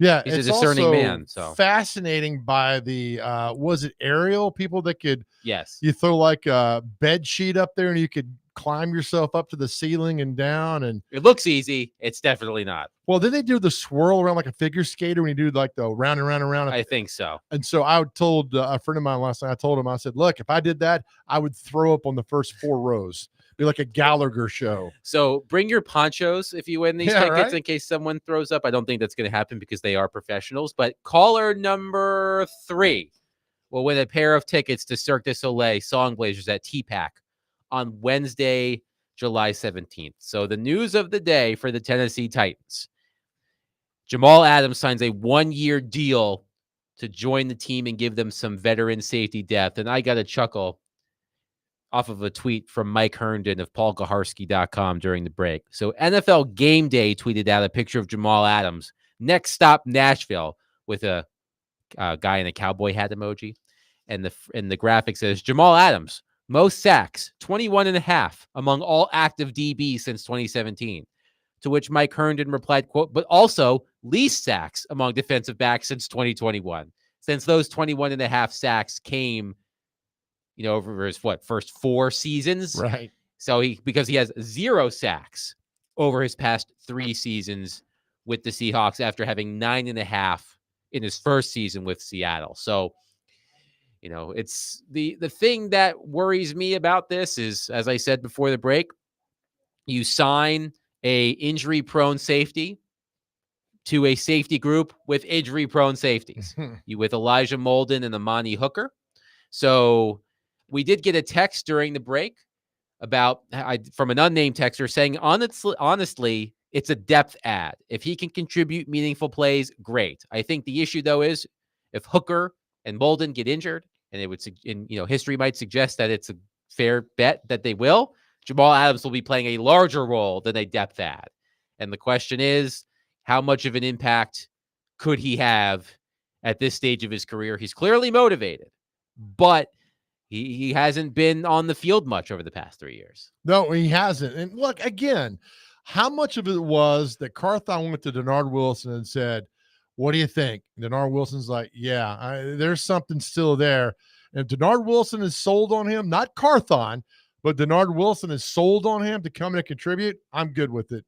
But, again, you have to wait till the first game against the Bears to see exactly how this goes down. And, I'm sure the camps will show us a few things. And, sometimes those guys don't really partake in a lot of camp of these veterans, and they wait and see what they do in the regular season. But look, if Denard Wilson's sold on him, I'm sold on him. So as I said, I'm sure Jamal Adams will make sure that he's available for the joint practices the Titans have next month with the Seattle Seahawks. Must see TV. But if you can get out to one of those practices, DK Metcalf versus Jamal Adams will be worth the price of admission. So our friend John Glennon over at the Nashville Post had a story came out either today or yesterday. Sorry, John, if I don't remember which day it came out, but it was a very good story. 6 Titans who could have make or break seasons, who could be facing make or break seasons. And there are some obvious choices on there. So, Joe, let me ask you this question. Yes, sir. Word association. When I say a Titans player who is facing a make or break season, who's the first player that comes to mind? Oh, my goodness. I'm going to go with A make or break season, man. And there's so many in the terms of their career, like helping the team this year, or like they're done. If they don't get it done, they're done. They're out of here. Is that how we're looking at this? Whatever way you want to take it. Well, We'll I leave think it open-ended. I think number one has to be Will Levis. Really? Yeah. If Will Levis is terrible, then you're done with him. Then you're moving on. You don't wait around to see if he's going to be better in 25. If you're not good in 24, you're done. I think it begins and ends with a quarterback. Like Will Levis is the one that's the make or break. If Will Levis is bad, you move on with him. You think Callahan's going to try to bring him back in 25 and work with him? They know when they know. So to me, it's Will Levis. I mean, that is an interesting choice because if the Titans are bad, and look, I read all these mock drafts that come out, the way too early mock drafts, and a lot of them have the Titans picking near the top of the draft. A lot of people expect the Titans to be among the worst teams in the NFL this season. Now, I'm not sure I would go that far. I mean, I think them making the playoffs will be difficult, but I certainly expect them to not be absolutely at the top. This mock draft from Matt Miller that was published on July 2nd has the Titans picking 4th in the 2025 NFL draft, and he has them taking James Pierce out of Tennessee. I saw a recent one where they had the Titans picking 2nd and taking the quarterback from Penn State. 2nd, 3rd, 4th. It's just Hear me out though. What if the Titans are bad and they move on from Will Levis and they pick Shedeur Sanders? Oh and boy, you get the Deion Sanders experience adjacent with the Tennessee Titans. How would you feel about that? I'd love it. Why not? Bring the circus to town, man. it'd be fun for the radio. Yeah, it right. would certainly be fun be for the radio. No shortage of sound bites. Ian, what about you? When I say make or break season, make or break training camp, who comes to mind for the Titans? I mean, the easy answer is Traylon Burks. Right? That was my first reaction. That's number one on John's story is Traylon Burks. Yeah, I mean, that's probably the easy answer. He's never mentioned it anything. Is he gonna if he has a great year, does that mean they win 7 games? I just think with Will Levis, to me, that's the guy that you focus to. Sure, that makes sense. No, for sure. But with Traylon Burks, what's going to be difficult for him is because of all of the receivers that have been brought in. Yeah. The number of snaps, the number of targets he's going to get, barring injury, it's minuscule. Like he is not going to be one of the, primary pass catchers for the Titans if everything goes the way they anticipate. He's going to have to be, as Brian Callahan say, an impact player on special teams. But it's hard to, maybe I'm wrong, but it's hard to quantify someone's impact on special teams. Like he's just not going to be a primary threat, downfield for this team, presumably next season. Oh, and they know that as well. Real quick, 5925 says, fun fact, when George Adams was drafted by the Giants, Rand Carthon was the fullback. That is incorrect. Maurice Carthon, his dad, Rand Carthon's dad, was a teammate of Jamal Adams' dad, as Adam said earlier. So let's make sure we go correct with this. It was Maurice Carthon, not Rand Carthon, that played with Jamal's dad for the Giants. All right, moving on. You know what they say: you come at the king, you best not miss. Don't come with incorrect facts, alternative facts for Joe Dubin, especially when it comes to old-time football. Yes. We have an unnamed texter who says Rand's only bad decision. I'm like, sidebar. This is definitely not from Jared because Rand has, according to Jared, made multiple bad decisions. So this can't be a Jared burner account. Rand's only bad decision was letting Kevin Byard get away. He's better, cheaper, and more reliable than the other free agent options and would have loved to be back. Agree. Your thoughts? 1,000,000,000%. But there's no way Byard was going to come back here after it all went down. Hey, you mind taking a pay cut real quick for us? And then getting traded back in October. No, I'd love to have Byard back here. And then, he's lost a step. Who's lost more of a step, Jamal Adams or Kevin Byard? I'm thinking Jamal Adams has because he hasn't played in the last 2 years. I mean, Byard has been available. He's available. Byard is going to be on the field. Yep. You know that about Kevin Byard. That's correct. We don't know that about Jamal Adams. Another player mentioned in John Glennon's story about Titans who could face make or break seasons is Nicholas Petit-Frere, a.k.a. PT. Because who knows what his availability is going to be. Was suspended at the start of last season for a gambling violation. It was reduced from 6 games to 4 games. He suffered a shoulder injury. I don't think he was that available during minicamp. Is he going to be the starting right tackle? Can Bill Callahan work his magic on Nicholas Petit-Frere and shore up that offensive line? I mean, we've talked ad nauseum about the offensive line and can they be good enough, cohesive enough to keep Will Levis upright to get to those receivers? And we'll see. But 615-737-1025, which Titans player or players in your mind are facing a make or break season? John Glennon has his at the Nashville Post, but who do you think is facing a make or break season for the Tennessee Titans? Let us know on our phone and text line, 615-737-1025. Adam Vingan, Joe Dubin in for Jared on 102.5, 106.3 The Game.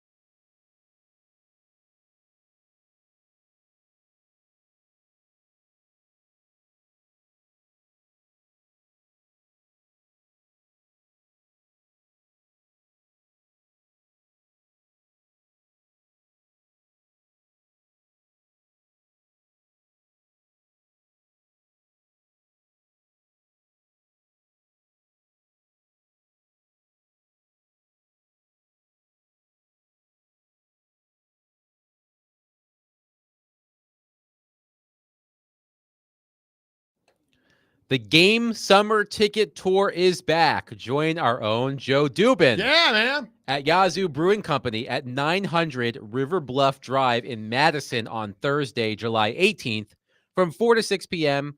as he gives away tickets to upcoming concerts in Nashville, including Def Leppard, Bush, Train, Dierks Bentley, and more. Also get signed up for the grand prize, tickets to a Preds home game, Sounds game, and to the Big Machine Music City Grand Prix. For more details, visit thegamenashville.com/tour. So, Joe, make sure that you don't forget that. That's a week from today. Let's do this. July 18th from 4 to 6 at Yazoo, 900 River Bluff Drive in Madison. So we're talking about Titans who face make or break seasons. This according to an article from John Glennon in the Nashville Post. Joey from Bellevue texted in during the break and said Rashad Weaver has to be productive this year. And Rashad Weaver is among the players on John's list in terms of players who face make or break seasons. And one thing that John points out in his story is that Weaver went from 640 defensive snaps in 2022 to just 240 last season, the result of Harold Landry returning from injury and the signing of Arden Key. But now that Danico Autry and his 11.5 sacks are out the door, they're going to have to make up for that production somewhere else. And that could be where Rashad Weaver comes in. They certainly will need someone to make up for the sacks that left when Danico Autry signed with the Houston Texans. But Joe, you threw down the gauntlet. You've been, look, I admire the fact that you just, you lay it down there, man. Yes, You don't screw around. Earlier, you said it should be Stanley Cup or bust for the Predators this season. And you said the player facing a make or break season and just his first full season in the NFL as a starter is Will Levis. Well, no, who else does Glennon have? I'm curious who he has on that list. Glennon has Traylon Burks. Okay. It's good. Caleb Farley.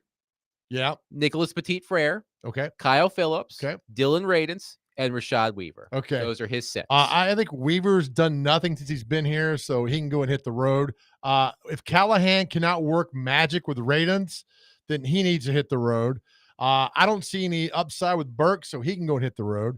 Kyle Phillips is one. Didn't he have fumble against the Giants and get knocked out in 21 or 22? He can hit the road. And I'd like Petit-Frere because he's a massive human being, and he's got – I thought when I watched him in Ohio State, he's got good feet. And, and maybe Callahan can work his magic with him. And if you can work Radins or Petit-Frere, get one of those two guys to become a good player, that would solve a lot of problems for this football team because you got a good offensive lineman there. Hell, if you can make both of them work, that'd be even better because you can plug one of those two guys somewhere on the offensive line and go there. So I like the list. I think there's some guys that we know aren't going to be back, and you can see in Burks to me is a guy that to me is not factored in their plans right now at all. Now, Kyle Phillips is an interesting one because he had been given opportunity. He was the top returner on the team, the top punt returner. Then he lost that job because he muffed multiple punts. Then now they have Tyler Boyd, a sure-handed slot receiver. Jaquan Jackson, rookie, faster slot receiver with return abilities, according to John. Kyle Phillips, like the Titans' skill position group has significantly improved year over year with the addition specifically of Ridley and Boyd. So Kyle Phillips, I don't want to say that he was playing by default because they needed him, but they did not have a lot of proven depth at receiver over these past few years. So, Phillips seems like the odd man out. There are going to be some tough cuts in that receiver group. Burks will be at the top of mind for many people just because of, where he was drafted, who they traded in order to draft him. That's something that's going to stick with Traylon Burks as long as he's a member of the Tennessee Titans. If he were to go somewhere else, the stigma of being traded for A.J. Brown, that will no longer apply right to his new club. No, listen, we've talked about this. And Chase and I talk about this all the time. I would love to see Traylon Burks massively successful here. I think all of us would. All of us love to see him massively successful here. Is it going to happen? Probably not. But that doesn't take away the fact that this guy, he came in first round pick. And so you're automatically, all the eyes are on you.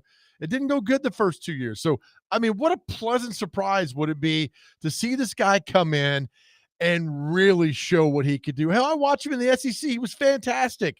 So I'm wondering where'd the drop off happen? He's playing against the best players, the best teams, the best coaches, and all that. I would love, Adam, and I'm not a big Titans fan. I just love football. I would love to see Traylon Burks come in and be an X factor and do really well this year. I would be very happy for that. Thomas in Hendersonville texts in, man, you all got to stop with this. Kevin Byard would have been a better addition to the team nonsense. He definitely was paid more than what his production was the last few years as the highest paid safety in the league. He never lived up to his paycheck once he got his contract. I love the guy as much as anyone else, but there's a reason they asked him to take a pay cut, and there's a reason Philadelphia did not to retain him after last season. In theory, I would love to have him back for his leadership, but he wasn't good on the field. I'll take the unknown of Jamal Adams at a $1 or $2 million price tag. Fair enough. Fair enough. I mean, that's the one thing that's, for those who have concerns, and TD is in the bullpen. He will join us for the TD Power Hour coming up next, and we'll get into the nitty-gritty of the Jamal Adams signing. But the one thing about the Jamal Adams signing in terms of mitigating the risk is the fact that it's a one-year deal.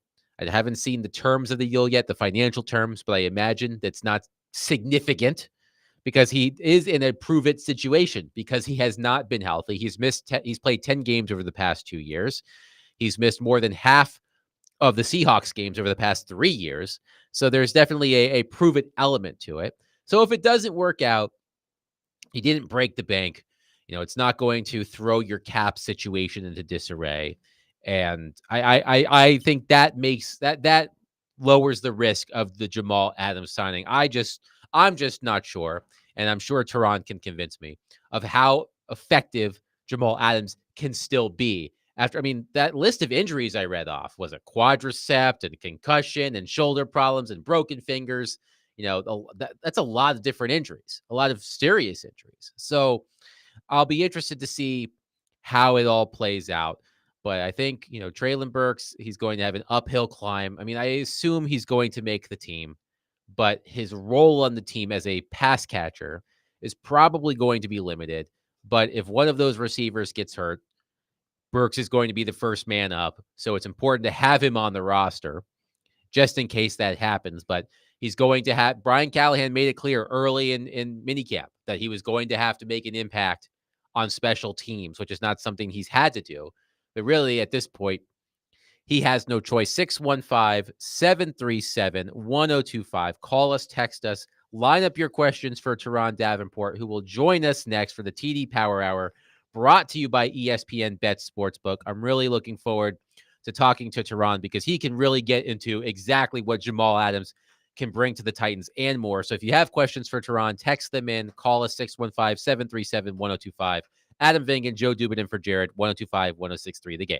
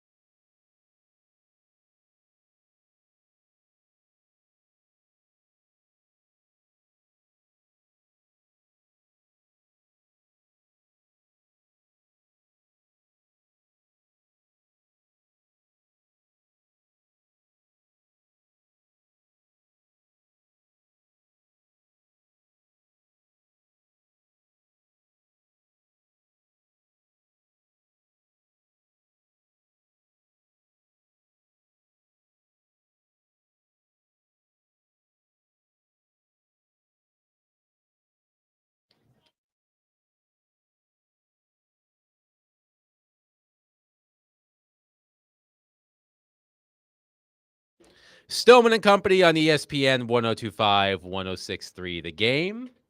Adam Vingan, Joe Dubin in for Jared. And, it's 1 hour later than usual, but that doesn't mean it won't be any more fascinating. Teron Davenport is here for the TD Power Hour. Teron Davenport brought to you by ESPN Bet Sportsbook.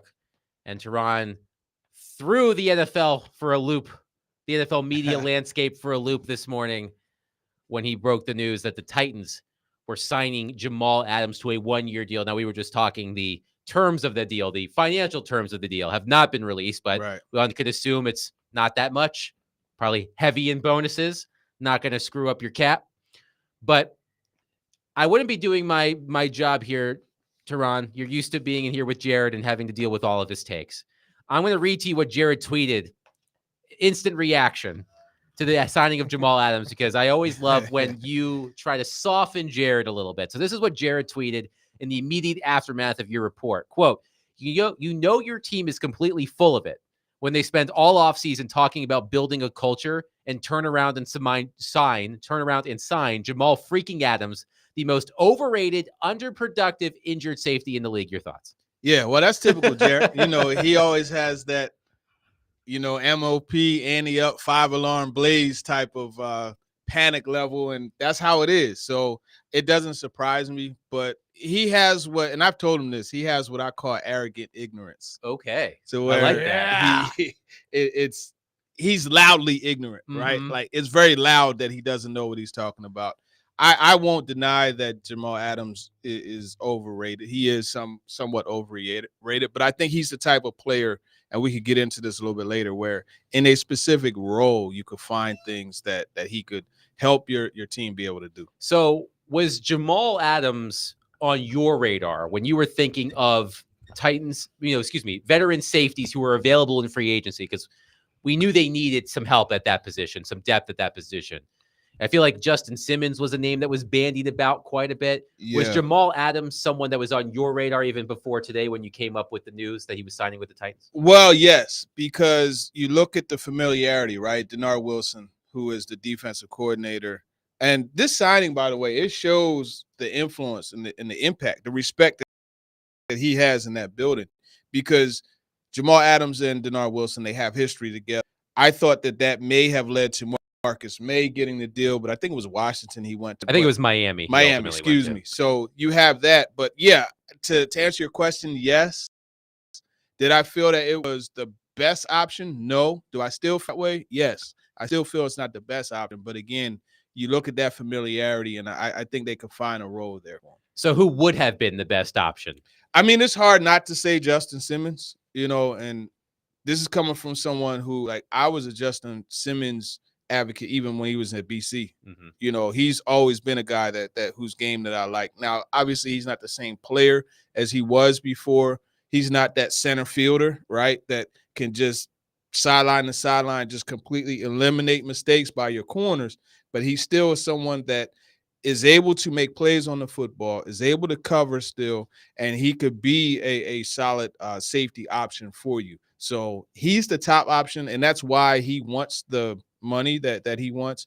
And I think that's something that kind of got in the way in him coming here to Nashville. I know there was mutual interest. In fact, we know that he visited here, but it just wasn't going to work. And I think that's where they moved on to your next options. So let's go back. So Denard Wilson and Jamal Adams worked together with the Jets. Correct. And that's when Jamal Adams was at his absolute best. So right. Denard Wilson has intricate knowledge of what makes Jamal Adams an effective player. So when they were working together in New York, what made Jamal Adams just pop immediately in the NFL and made him so effective that the Seahawks traded 2 first-round picks to get him? What was Jamal Adams like? What was the key for him back then? Well, yeah. So there's a couple of things you look at, right? You had the Jets drafted him with the 6th overall pick, right? And then he was a Pro Bowler in 2018 and 2019. Now, mind you, he was first team All-Pro in 2019 as well.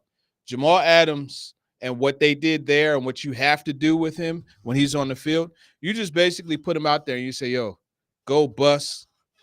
It rhymes with something else up. You know what I mean? Go bust stuff up. You want him to just go attack, attack, attack. And that's what they did with the Jets. They allowed him to, they put him in the box. They didn't ask him to get back there too much in coverage. He was mostly playing, up there near or at the line of scrimmage and making plays that way. And I think that's what you can still do with him now. Sure. As opposed to having him, because he probably can't cover me. You know what I mean? Let alone an NFL receiver. So I don't, want to put that out there that he's a guy that's going to shut down all the coverage worries, but he's a guy that can help in a certain way. So when it's 3rd and 18, we're not going to see him on the field. You know what? You may see him on the field in 3rd and 18, just in a dime package where he's like that dime backer. Right. And they tell him, just like I said, go bust stuff up. Go get the quarterback. Who's a safety in the NFL right now that does what you hope Adams does here? He's not great in coverage, but my God, if you get one-on-one, he's going to knock your block off. Okay, so I'm going to say this with context. Okay. Whereas I don't want you to say or think that, hey, TD is saying that he's going to have this same type of impact. Sure. But I think the best example is what Kyle Hamilton did with the Ravens last year. Oh. Because and again, I'm not saying, he's going to play like the number 3 rated safety in the league, according to Jeremy Fowler's story. I'm saying that in that style, like where you have him down in the box, you're not really asking him to do too much in coverage, but you're letting him make plays at or along the line of scrimmage. That's the type of role that will best suit him. So his time in Seattle obviously was marked by injury, countless injuries, serious injuries. Only played 10 games these past 2 seasons. But was he really ever a fit stylistically to what the Seahawks were trying to do? Initially, I would say yes, he was a fit, but there were times. So I remember, I remember the Titans went to Seattle, and a guy by the name of Michael Pruitt, he and Jamal Adams were going at it back and forth. Pruitt would try to block him. Jamal Adams would run him over and go make the play. Jamal Adams had to cover him, and Pruitt would make the play. I think when you get into putting him in coverage, that's where the issue is. And there were times because we're talking about $71 million. At one point, he was the highest paid safety in the league. You got to be able to cover. And they were putting him in that situation where they expected him to cover, and it wasn't happening. So we already have many questions for TD on our text line, which thankfully is working. An unnamed texter says, TD, do you see Jamal Adams playing a hybrid safety role, kind of like how the Rams used Eric Weddle during their Super Bowl run? Yeah, that's another good example. And again, we're not saying that he's going to play at the level of Eric Weddle. I want to make sure that that's understood. But that type of role, yes, absolutely. That's a very good point that the caller just made. So because of the low risk contract, we presume, because it's a 1-year deal, and as we said, we expect it to be pretty manageable in terms of a cap and salary standpoint. And I know this is the cap is fake show, but we're not gonna get into that.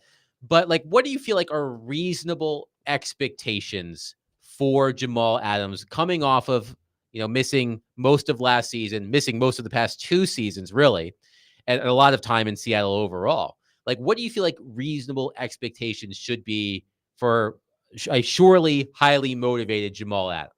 Statistically, or just what we can start with statistically.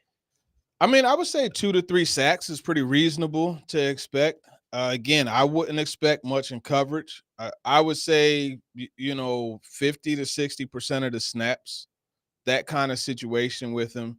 But if you want to go intangibles that can't be measured statistically, I would say energy. He has to be that guy. Because right now you look at it, I don't know who that guy is for the defense. Who's that one? Well, actually, Arden Key is full of energy. We have to make sure that we acknowledge that. But he would have to be, that next guy to bring that energy, that leadership that he mentioned. And I know there's comments and things about off the field. I'm not talking about being a saint off the field. The fact of the matter is, and Joe, this, every football team, you need that one guy. Right. You need that Darren Bates type. You need that one guy where it's a loose cannon. You need that. So I think he could help be that person. So when you got word that Adams was coming here, your initial reaction was, because it's either really or Oh yeah. What was your immediate reaction? Immediate reaction was that darn Denard Wilson. Boy, I tell you what. That was my immediate reaction because you know that the relationship is there. Yep. You know what I mean? So that was my first one. It was interesting to hear. We were reading a tweet, I think it was off of your tweet from Adam Schefter about the relationship, not just between Denard Wilson and Jamal Adams, but that Adams' agent, right, represented Rand Carthon when he was a player. And then that Jamal Adams' father and Rand Carthon's father played together in the NFL. So there's a lot of connections there. 615-737-1025. Now, let me ask you this before we go to the break. Now, when Schefter does that, does he call you and like, hey, Teron, you got this? How does that dynamic work with you guys? So sometimes, like with Vrabel, when Vrabel got fired, as you remember, I was on suspension, right? But so I knew it was happening, but hey, I'm on suspension. I can't do anything. Right. So I text Schefter to say, hey, look, this is coming down the pipe. I'm just letting you know. Right. And then he picked it up from there and broke the story. That's how it works on certain cases. Sometimes he'll text me like, hey, look, I'm just giving you this bone, boom, boom, boom. and I'll post it and I'll be like, yeah, thank you. So it's, he is a real one. I'll say that because like he makes sure like he won't step on your toes. You know what I'm saying? Or anything like that. Where I've even with this, like I've had some posts, hey, they broke it. And it's like, bro, you didn't do that. Yeah. Now, where it came do you from. say, now I'm intrigued by this. Do you say, because I'm a smart ass and I'd go at him. Do you? Because you're much better than I am. Yeah, it's water under the bridge to me. People know who broke it and like where it came from first. You know what I mean? But again, like with Schefter, not only will he acknowledge you on the front side of breaking it, but then he'll take and he'll turn. So like this story, I submitted the story, a good amount in advance. Sure. I had an idea, and then they took and they turned it around and had it ready to post. So once the story posted on the site on the .com, ESPN.com, Schefter took and retweeted that story and said, hey, more on the Jamal Adams signing from. Good. So it's like he's a real one, man. I respect him for that. I like that. 615-737-1025. Get your questions in for TD. You can call or text on the phone line driven by Wilson County Hyundai.com. Adam Vingan, Joe Dubin in for Jared on 102.5, 106.3 The Game.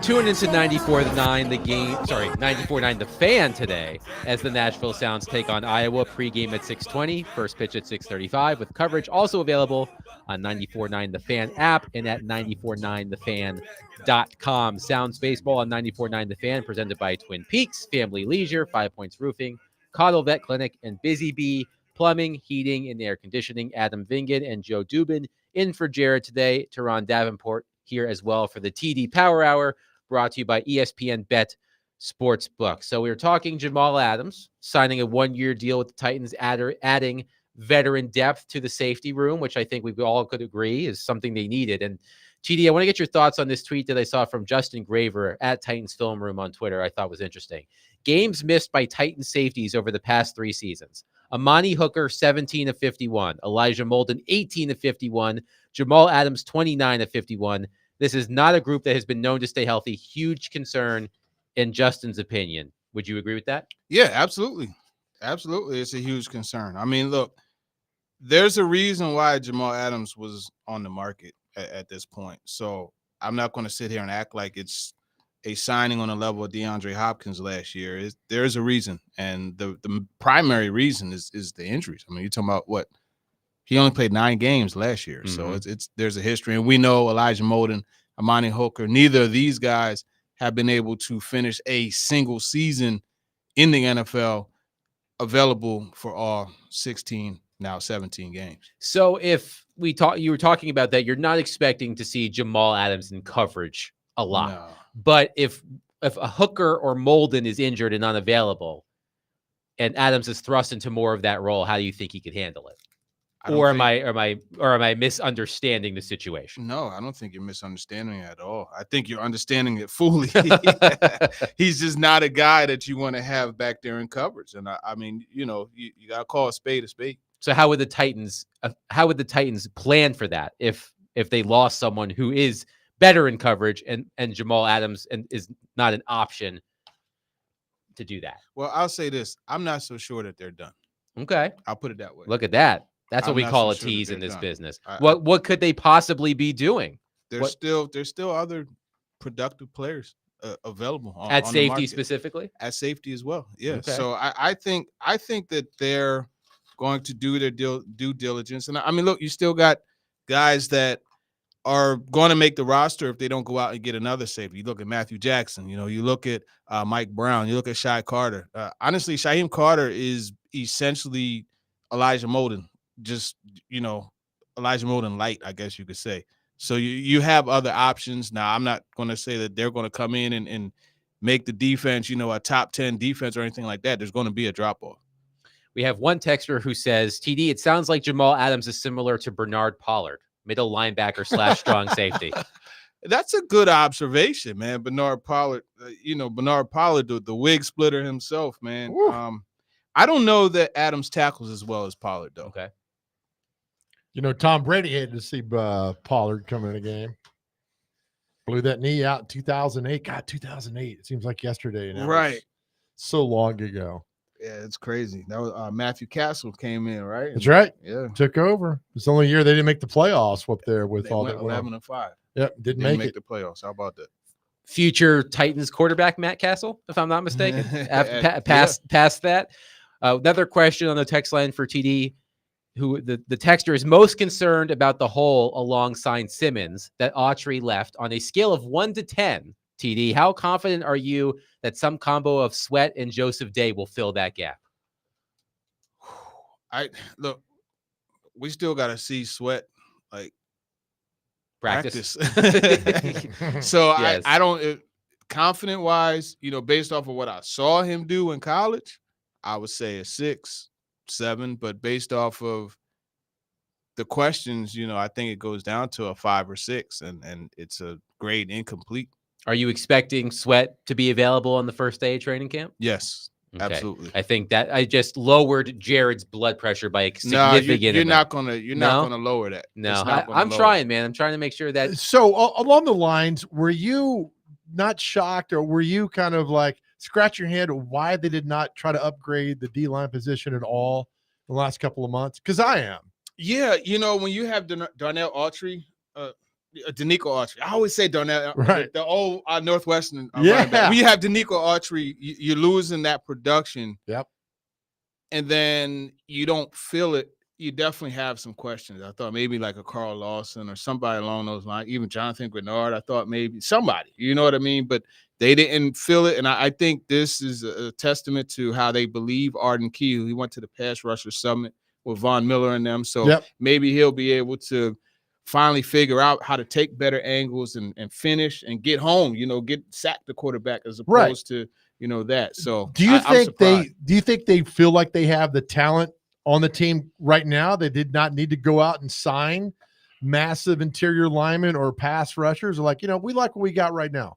I think so. I know there was a big time. But remember when they said, they had some money free up because there were guys that they thought they may have been able to get that didn't. One of them was an interior pass rusher that would have really helped. And I would imagine not getting him influenced drafting T'Vondre Sweat. So they were looking more to invest on the interior part of it. And remember, when you get another guy like that, you could move Jeffrey Simmons around. Right. 3 of Jeffrey Simmons, 8.5. How many? What, 6.5 sacks he had last year? I believe he had 5.5. 5.5 sacks. 3 of those came from the outside, like a 5 technique type of position, defensive end position. So I think that's where they think they're going to pull it from. But their goal was to address it on the interior. What is Denard Wilson's ultimate defensive lineman? Well, if he could pick one, because he's bringing the pressure, he's going to bring the heat, and which I absolutely love. Mm-hmm. What's the ideal defensive lineman for Denard Wilson's defense? I hate to say it just because it's very clear, like I have an affinity for this guy. And he's a Titan, but is Jeffrey Simmons. I think when you have a guy that you could play up and down the line, a guy that not only relies on a bull rush, is basically unstoppable, but also has the hands. His hands are crazy. Like his hands. That's the only way I could describe it. Crazy. Right. So you have that, and the instincts, right? The ability to know, okay, QB's hand goes up, mine goes up too. And matching hands with the quarterback and knocking the ball down at the line of scrimmage. And the way he pushes the pocket from the interior, I think that's the ideal guy, because when I asked Denard Wilson about the value of like the back end or the front end, he smiled. He was like, hey, man, the game is won in the trenches. That's right. And he wants defensive linemen who understand that if they can't get to the quarterback, go from a pass rusher to a pass defender. And how do you do that? Matching hands with the quarterback. Even if you don't touch the ball, you're altering the throw lane. So now he has to readjust and try to get the ball out another way. And Jeffrey Simmons does that. Yeah, that's a good point. So with Danico Autry leaving, that's 11.5 sacks out the door. Sack leader for the Titans last year. Which players are going to need to step up to help make up for the sacks that Autry took with him to Houston? I would say everybody, because it's not just the sacks. It's that ability to set that edge. It's that ability to be the shoot guy on the loops and stunts and things that they do up front. A lot of times you look at Danico, he was the guy that was setting stuff up. You know what I mean? So they're going to have a contribution from everybody. Rashad Weaver, talking to him, he said that one of the things he was able to do was kind of streamline his body, and he feels more explosive and quicker. Well, that's going to have to show. Harold Landry, I think having him another year removed from that ACL injury, I mean, he had 12 sacks last year, but you saw him start to come on later in the season. He's going to be another one. Arden Key, we talked about him finishing. But I tell you, a hidden weapon in this pass rush side of things, it's Kenneth Murray. And he, just like Jamal Adams, he's that guy. And just like Danico Autry, they're goons, right? Like you just say, man, just go wreck shop. That's all I want you to do.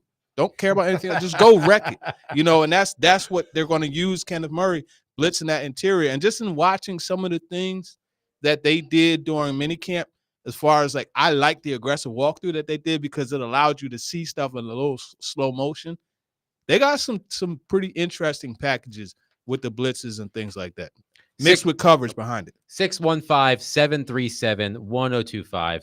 Please continue to get your texts and calls in for Tehran on the TD Power Hour, talking all things Titans. Jamal Adams signing with the Titans today, broken by Tehran Davenport. We'll get back into that as well. Adam Vingan, Joe Dubin in for Jared today, ESPN 102.5, 106.3 The Game.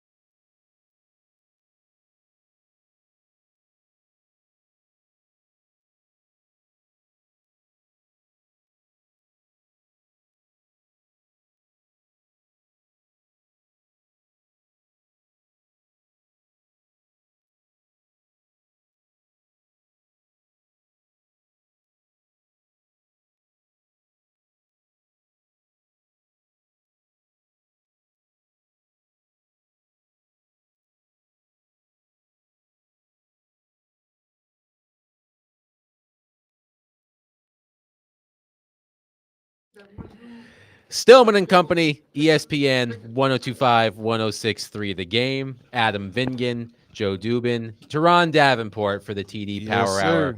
Brought to you by ESPN Sportsbook.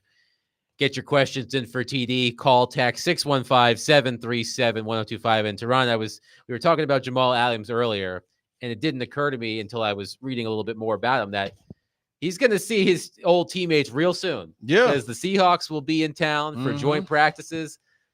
I would pay. I mean, it's going to be free admission to St. Thomas Sports Park for training camp, but I would pay for a mic up of the DK Metcalf Jamal Adams trash talk that's inevitable. Yeah. There's, I'll say this. There's a lot of sassiness between those two. But I would pay for that. I'm looking forward to that, especially when they run the one-on-ones and those things. Two very physically gifted guys. It's going to be fun to watch. Yeah, two big guys willing to throw their weight around. I can only imagine it's going to be must see. So if you can get out to those joint practices when the Seahawks are in town in mid-August, if you weren't already planning to go, I think today's news means you should make an appointment viewing if you can. But yeah. So before you came on, Teron, we were talking about Titans players who face make or break seasons. John Glennon of the Nashville Post wrote a story about he had 6 players who he said are facing a make or break season. So when I say that to you, who's the first Titans player who comes to mind? Traylon Burks. Yeah, I think that's probably the obvious answer. Yeah. Trey is the first one that comes to mind. I just think he has to prove that he could be durable enough to make it through a season. The opportunities are going to come. He just has to maximize them because they're not going to be as abundant as before, because now you're like 4th or 5th on the feeding chain. You know what I mean? So that's going to be tough for him. But another guy, Elijah Molden, comes to mind, because it's like, okay, this is your second. He played, a lot of people don't realize he played some safety at Washington in college, but this is his second year, like focusing on safety.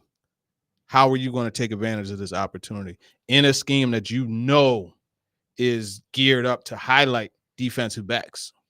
How is he going to take advantage? Because he has a contract to play for. You know what I mean? How do you see the Titans using Traylon Burks, assuming the other receivers stay healthy? I imagine the snap counts are going to be limited. And how do you see Brian Callahan using Traylon Burks, from a week-to-week basis? Yeah, I think you have to look at, outside of Tyler Boyd, the necessity of cross-training. These guys got to know slot, X, and Z. And I think Burks, that's going to be his calling card. So whenever, Calvin Ridley runs a go route and he gives that tap on the helmet, I need a breather, he has to go in there. But I think Callahan, if he's smart, he's going to put together a package of plays that just Traylon Burks, like your package, that allows him to get the football, make plays with it, and do what he did at Arkansas. I think that's what has to happen. I wouldn't be surprised if you see him get opportunities on kick return as well. I mean, so many different things could happen there where, you go from Tajay Spears or whoever and you put somebody else. I mean, now they're using 2 guys back there pretty much all the time now with the rule change. Let me ask you this, not breakout, but I'm looking at the roster and they got some big boys on D-line. Give me your opinion. The one guy that Quentin Bohanna, 6'5", 340, drafted by the Cowboys. I mean, he's been in the league now 4 years. On paper, I'm thinking this guy's a massive guy to plug. Does he have potential? Yeah, he has potential. But when you talk about guys like in that group, Keandre Coburn is the one for me. He is the one, 91. He actually, so this is another interesting thing. Right. This is, and I'll tell you something off the air too about like that size and to see what he did. Yeah, I'll tell you about it. But this is another of the guys that could have an influence beyond just the play. He was at Texas, so that's Devondre Sweat's OG. Yeah, I mean, he was the one that was there that in that group before Byron Murphy and Sweat, blew up the way that they did. Right. He's the OG. So that's another guy in addition to Simmons that could help. But Coburn is a player too. He's what about a guy like Marlon Davidson? He's 6'3", 310. Yeah. I mean, I could now that I get into it, and I'm talking to you because you know this football team in and out. I mean, there's some potential on the D line here. Marlon, you talk about another one. He was a second round pick out of Auburn, right, by the Falcons. He was. I don't know if you remember a few years ago. There was his video at the combine went viral. I asked him what he loves most about football, and he was like, "I love being able to take a man's heart and violate him over and over and over and over and over again." And it blew up and went viral. But the way that he plays, like he had a sack against the Jaguars, if I'm not mistaken. He's a guy that it's just the knee. If that knee can stay healthy, right? They got something. The possibility. I love to play hypotheticals. Chase and I do it all the time. But what if these guys are good? I mean, what if they come together as a solid unit? That would be so fantastic for this football team. The best defensive lines are the ones that have waves. It's like, you ever see a movie, I Am Legend? Oh, yeah. Right. Yes. Like Will Smith was in there, and like they just kept coming and coming and coming and coming. That's what you might have the same type of defensive line where it's like, okay, all right, cool. Jeff, you need a blower? Cool. We're going to bring in Coburn, and he's going to bring the same level and Arden, you need to get out? Okay, cool. Rashad, get in there. And same type of intensity. When you could go 2 and 3 deep at all spots up front, you got something. So I'm a big Jimmy Johnson fan. When he was at Miami, they played Oklahoma and the wishbone. They were like, because he gets from the ball constantly. He's like, we're going to go 2 deep. One series, this guy, these 4 guys, then those guys, and it paid off handsomely. Yeah. So when I hear about waves, I get little chills, man, because I like that because you got 4 new guys coming in, bringing hell with them. Yeah. I love that. Yeah, I saw it back home in Philly. That 2017 year. I mean, you had BG, Brandon Graham. You had Derek Barnett. You had Fletcher Cox. You had, like, it was just so many waves. You had, like, guy after guy after guy. And they just continued to go after the quarterback. And it just, as games went on, you saw them just wear it down and become more and more effective. Oh, yeah, I love it. So, Teron, we were talking about this. This is a sports writer's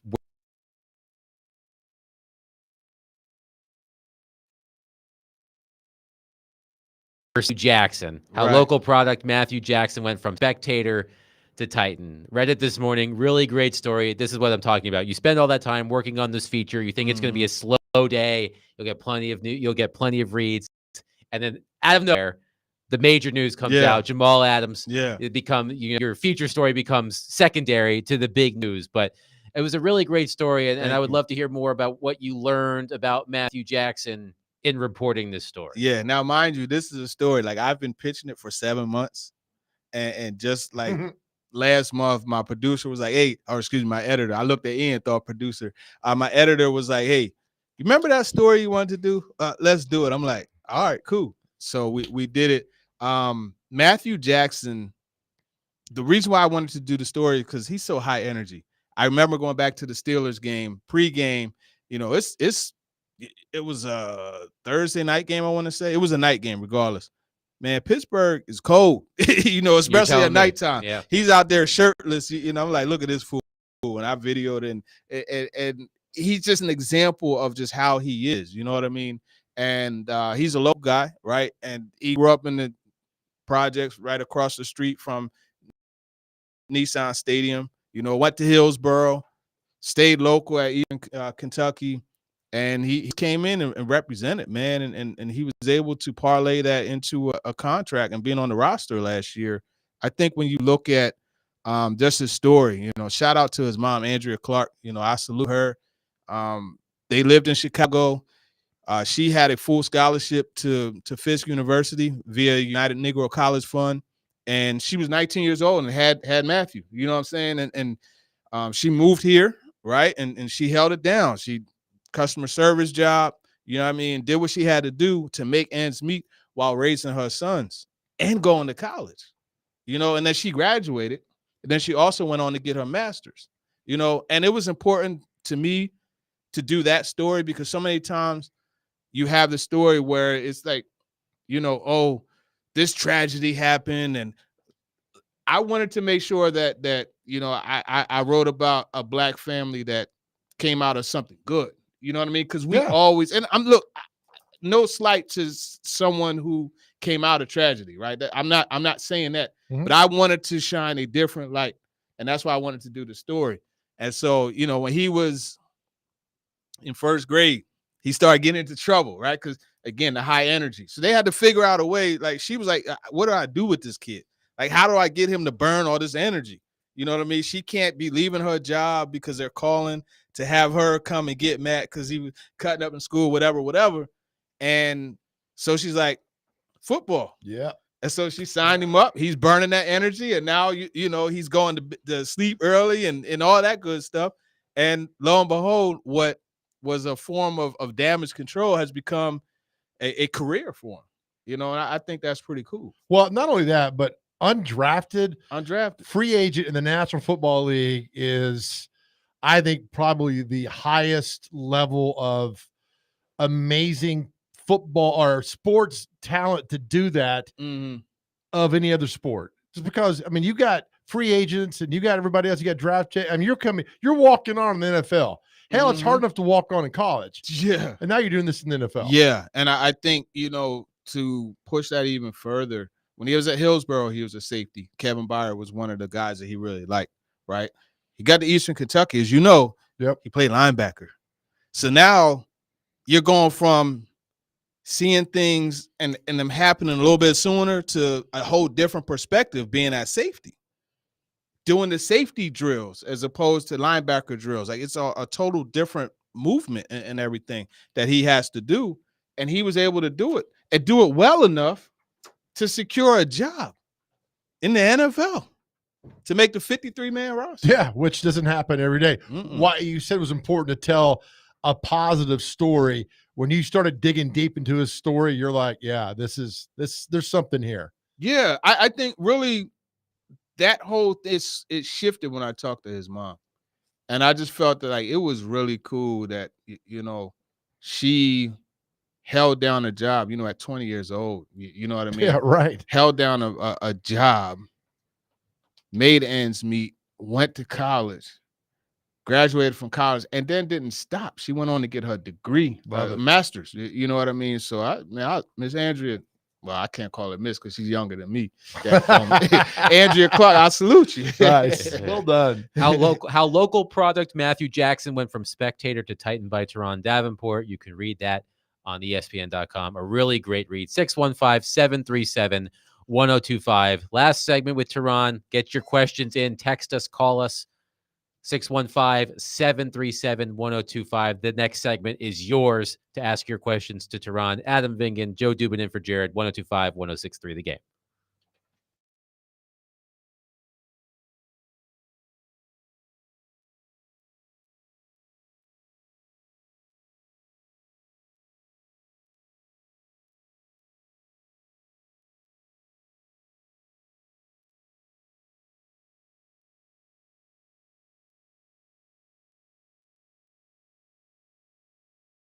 I want to tell you about my favorite stop, and that's Twice Daily. I go to Twice Daily all the time. They call it Twice Daily, but for me, it could be once daily. It could be 8 times daily. It could be 4 times daily. I mean, again, Twice Daily has everything you need. Just like every other convenience store, they've got everything. But not only do they have everything at their convenience store, but they've also got the beer cave, which this time of year, you want to get that ice cold beer.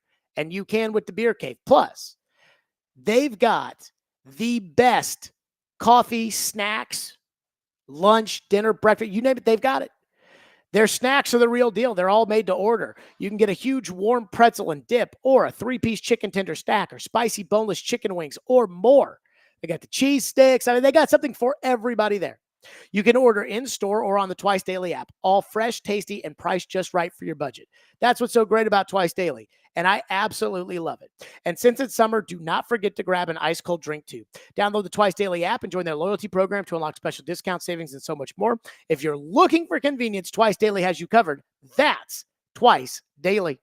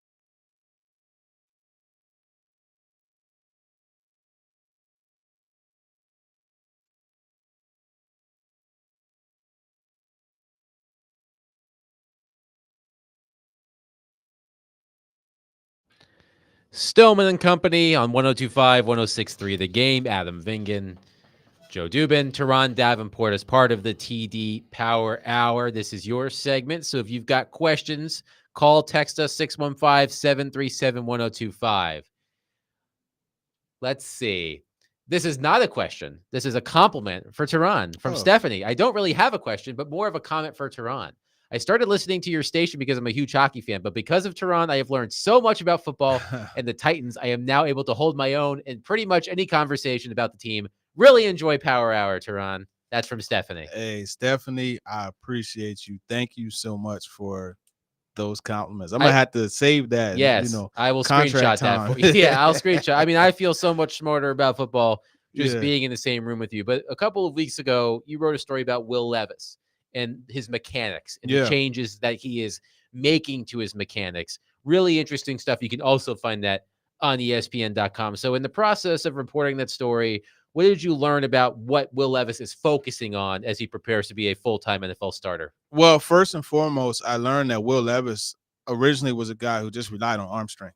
He had no understanding of how you generate power from your core and those types of things. So it was pretty cool spending the time with Rob Williams from QB Motion, who came down from Vancouver to work with Levis and some quarterbacks at a passing camp that they had. They were out there for an hour and 45 minutes before they even touched a football, right? Because that was the extent of detail they went in, and they literally started on 1 foot, went to 2 feet, went up through the hips, into the core, the shoulders, and then after an hour 45 minutes, they started throwing the football. So just a lot of detail. And what I learned about Will Levis is how in tune he is with understanding, being a guy who has to get that base, a guy who has to pull that power, how much it helps with pulling that power from the core. Let me ask you this. You were at that Miami game with us. We saw you down there. At some point in the game, I think the Vrabel said, just go play football to Will Levis. Yeah. How much is that instinct? Because, like you talk about, like Michael Jordan was the same way. It's kind of like, we run all these great plays and do this and that. And at some point, Phil Jackson's like, just go play basketball. How much does Will Levis need to go out and be by the seat of his pants, that kind of guy? Because we saw in Miami, he was fantastic. Just go play football. I think a lot of it was forced last year because you just couldn't stay in any type of structure because of what you had up front on the offensive line. I think going forward, that is something that they're going to have to, allow them, especially when plays break down, just go, listen, rely on your instincts and play ball, make a play. But understand we don't need another hero. You know what I mean? Live to see another play, right? If it's, second and 3, you get to 2 yards. You don't have to dive and try to get let's get it next down. Right. Give it to Tajay and let him run and get the first. You know what I mean? Those types of things. So there's a balance. Right. But I really feel that ability to say, hey, go make a play and go do what you do. Having a guy like Brian Callahan, who's worked with so many quarterbacks, and so in tune with the quarterback position, I think that's good from that perspective because he could feel, and understand that. I think there's a lot of, you know more than I do. I think there's a lot of Brett Favre and Will Levis. Yeah, Brett Favre, Jay Cutler, like that type of gunslinger. Yeah. You're gonna throw interceptions. We get it, but come back on the next round and let's see what we can do. Oh, interception, damn it. Keep going. And I think Holmgren let Favre evolve into a player like, let's go out and you're my guy and do that. And I hope Callahan lets Levis do that. Yeah, I think he will. I think he will. And that's just, that relationship between the two, for what I've heard and what I've seen is really good. But I'm not going to shortchange Nick Holes and especially Bo Hardigree, that's the QB coach, right? Who they work a lot on technique and those types of things. So I will mention them as well. We got another text who has 2 questions, but we'll stick to one here. Teron, what are the hardest 3 games on the Titans schedule? I think that early game against the Jets, I think that's going to be a tough one. Yeah, week 2. Hardest 3. I'm thinking of that patch at the end of the season. I think, was it 4 of their final 6 games against divisional opponents? Yeah, you could pick any of those, any 2 That's of those. That's a really tough way to end the season. I think, that Jets one, I'm going to say at Houston, those two, and then it's just kind of insert any of those last. Yeah. ones. Now the Jets start in San Francisco, right? They open the season in San Francisco. Monday night. Football. Yeah. Okay. Before coming to Nashville, I believe. So not sure how much of that will have an impact, but yeah, I mean, we'll see if Aaron Rodgers can get through one game. Off Yeah. of that, And we'll see that. trick question. What's the most important game? All of them. The next one. The next one. The Yes, next one. the yeah. Bears game. The next one. Right. Yeah. I think, if you were picking like an actual single game, I think that week 4 against the Dolphins, Oh, like how they go into that bye week, I Right. think is going to be critical. do you think is it good they're playing Caleb Williams week 1 instead of week 10? Because if I'm Denard, and I'm sitting, I'm thinking, all right, I'm bringing the state with me. We're blitzing everybody because we're going to show you things you've never seen before. Yeah. And I think that's what they're going to attack. Love it. And I think it's good. I vividly remember, I'm a Saints fan. I vividly remember the Robert Saints. Griffin? Yep. You knew where I was going with Yeah. that. Robert Griffin's NFL debut against the Saints in New Orleans. That could not have gone any 400 better yards. for Washington. Yeah. But unfortunately, RG3's career, I think that was probably the high in the NFL at least. But yeah, I'm wondering if you might see an RG3 like performance from Caleb Williams in week 1.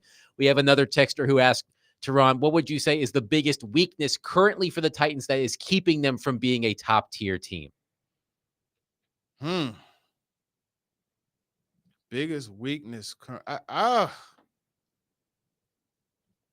I have to say it's still there's uncertainty on the offensive line. Yep. I mean, we don't have Jared here, but do I have to tell the right tackle story? No, I don't think we need to hear that this week. No, all jokes aside, like you don't know for sure. Like you don't have an established starter. Like there's a competition there. You hope if you're a Titans fan that from that competition you have something, but then you have the right guard position. You're not sure there, and then look, even though everything looked well with J.C. Latham at left tackle so far, that's still a question mark.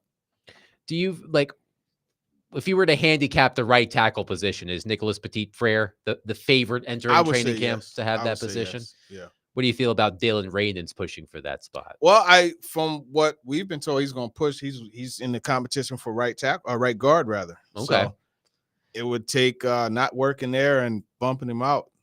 God, so many questions. Yeah, a lot of questions on that offensive Yeah, line. but you've got Bill Callahan, and that should certainly help. Now, you would know better than me. I mean, how much can that's the question with coaching is it's hard to quantify exactly how much impact coaching can have because we know it will have an impact. We know that Bill Callahan is, the offensive line coach. But how much of an impact do you think he could really have on that unit to improve over what we've seen? I think he could have a lot just in watching. Now, mind you, I spent 2 years in Philly watching Jeff Stoutland, who's probably the other O-line authority in this league. I've never seen the degree of detail in coaching ever. Wow. And just to be someone who's so old school but have so many advanced teaching techniques or equipment. You look at the sleds he developed, and there's other things they do with bungee. I think it's going to help a lot. And the thing is, in athletics, when you're tired, when you feel overmatched, end of the day, you always have to rely on your technique. And if that technique is mastered during practice, then it's going to come through for you when it's time to play in the game. So I think it's going to be a big impact. Before I let you go, my friend says, ask Teron, opening day, is J.C. Latham the left tackle? Absolutely. Okay. Doesn't get more definitive than that. Teron says so. Teron says so, No, so it must be true. Yeah, everything says so. Everything. Teron, always a pleasure to see you. Brought to you by ESPN Sportsbook. It was a great TD Power Hour. A lot less yelling than there usually is during this hour. Hey, but as I said, Jared has been tweeting through his feelings about the Jamal Adams signing. I haven't checked it recently, but there was a good thread shortly after you broke the signing. Always great to see you, Teron. Thank you for joining us. 615-737-1025. Adam Vingan, Joe Dubin in for Jared on 102.5, 106.3 The Game.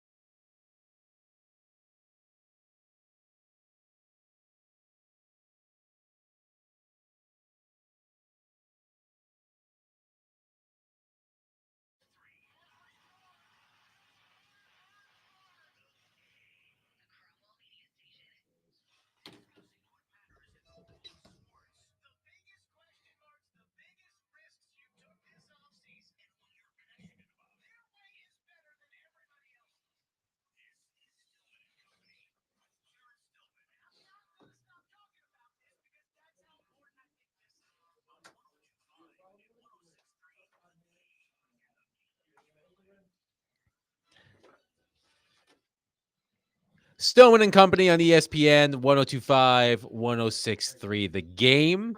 Adam Vingan, Joe Dubin in for Jared today. Thanks, of course, to our man, Teron Davenport, for joining us on the TD Power Hour. Always a great time. I always feel so much smarter hearing what Teron has to say about the game of football.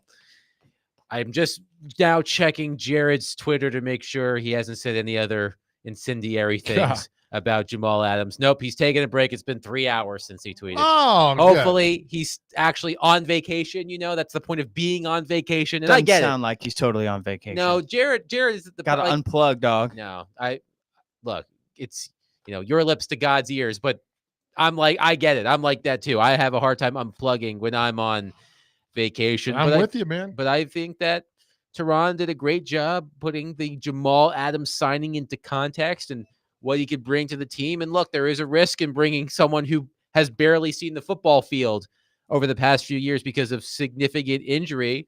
But on a 1-year deal, we do not know the financial terms of that deal yet. I'm sure they will emerge at some point. But considering it probably didn't break the bank for the Titans to sign Jamal Adams, it might be a risk worth taking. So yeah, why not to do that? All right, let's have some fun now. All right, we're going to do this. I love playing hypothetical games. So our friends out there, now that our text line is back, we can have fun with this. If you could steal or poach one player off another NFL team, not a quarterback, and you're a Titans fan, let's go a little dreamland here. Who would you take? 615-737-1025. What one player would you love to poach off any other team in the National Football League to bring to the Titans? Does anybody come to mind for you two immediately? So just to be sure, just to be certain, we are talking about active players, someone who's active playing. Okay, yep. So don't say Lawrence Taylor in this situation. You want to steal another player? I've got two that I would love to steal. All right, let's hear it. But I would love to steal Micah Parsons. Okay. I think the upside of Micah Parsons, could you imagine putting Micah Parsons on this Titans team or any team would be unbelievable next level. This team has not had a fan. Harold Landry's good. Javon Curse was amazing as a pass rusher. Vanden Bosch was kick-ass. But I would love to have that pass rusher back in Nashville. Somebody's like, you can't stop him. And that would be great. And then along those lines, Nick Bosa. I mean, those two guys are the ones I'd go after. If I'm a Titans fan, I would love to have them on the team. You can't get a quarterback. That's too easy. You're about to get Mahomes. So who would you take on the team? What player would you grab? So I'm going to go with one obvious one and one maybe not so obvious one. I think the obvious one is Christian McCaffrey. I think if you could have Christian McCaffrey in the backfield, that would really change a lot. The maybe the less obvious one, and it's someone that Teron mentioned in the last hour, is Kyle Hamilton. Like having one of the better safeties in the NFL back there, considering the lack of depth, the injury, the injury problems. I think Kyle Hamilton. So maybe McCaffrey on the offensive side of the ball, Hamilton on the defensive side of the ball. We've already got lots of texts. One texter has said Christian McCaffrey, just like I did. Myles Garrett. Another choice. Oh, yeah. Trent Williams, Chris Jones next to Big Jeff Simmons, Nick Bosa. A texter says, I want to steal Derrick Henry. Bring him back home. TJ Watt. Multiple texters say TJ Watt was on my list, I think. TJ Watt and really? Maybe Lane Johnson. And the right one tackle. That you might not think about kicker much in this situation, but considering the Titans' rotating cast of kickers over the past few years. I can't hate on Justin Tucker. Justin Tucker was another one that was mentioned on the text line as well. I was going to say Kelsey, but not Travis. Jason Kelsey. I think he's retired he's now. retired. It's not last year. I mean, I've been a big Jason Kelsey fan for a long time. When a center is blocking guys on the second level and when you're a center, they pulled him. As I was like, this guy's great. But he retired, so he's gone on his way. But now they've got Cushenberry in here, which I think is a really good center. And that's one that kind of forget about right there with the center position with Kelsey doing that. But TJ Watt's interesting. That's an interesting one. We've got to vote for Sauce Gardner from the Jets as well. Just another one for Justin Tucker. Travis Kelsey to the Titans so they can get some national coverage. But is that the national coverage you want? Because remember I've listened to, I listened to, I believe it was the Richard Deitch Sports Media podcast, and he interviewed multiple reporters who covered the Kansas City Chiefs and asking how they went about the coverage of Taylor Swift. And like, when did you really realize it was something you needed to dig into, and how it, like all of that stuff, like it would be like people, like it would be fun to watch from afar. People like Tehran, I can't imagine they'd love it, because there'd be a lot of Taylor Swift coverage as part of your Titan. It's a separate beat. It's the Titans beat and the Taylor Swift / Titans beat. Well, let me take it a little bit with that. When Carrie Underwood started dating Mike Fisher, so we would go down after the game, get interviewed. I'd haul ass back to Channel 2, get the soundbite on. Well, there came a time where the Predators were not letting us go down the hallway to the garage to get out. They were making us walk all the way around. So you wouldn't run into Carrie Underwood? So we wouldn't run into her. And I went to the Preds at the time and I said, stop it. You're hurting yourself here. I'm not going to stop and gawk over Carrie. None of us care, because we're trying to get back to get our video. This is before you had the live units. You could just send it back from the arena. We're trying to haul ass to get back to the station to put the sound bites on TV. We don't care. So for a while, that wasn't happening. And the Preds got smart and said, all right, we're going to put another room. We'll shut the door. I was like, us media guys, we don't care. We just don't care to do that. So I find that fascinating. I need to listen to that about when they realized, because, you're in a bubble. You're playing football. You're practicing. You're going to practice. You're playing games. And all of a sudden, everybody's swarming in you. And when you finally realize what's going on, I find that really cool. I'm going to listen to that. Yeah, I'll have to share it with you. It's really interesting. And it's just, when that happens, like, this is not the same kind of example, but when the Predators traded for PK Subban in 2016, that season, I focused a lot of my coverage on PK Subban because he was the most popular player. Yeah. He was driving a lot of traffic. People could not get enough of stories about PK Subban. So there was a whole cottage industry has emerged over that. I mean, look, the Tennessean / USA Today has a Taylor Swift reporter, right? Like, so there's an entire industry covering Taylor Swift on top of the football element of it. And I know there was a lot of, hand wringing about Taylor Swift and all the coverage she was getting. But the number of stories I read about from fathers whose daughters who could not care less about football, right, who became football fans because they knew that Taylor Swift was at the game.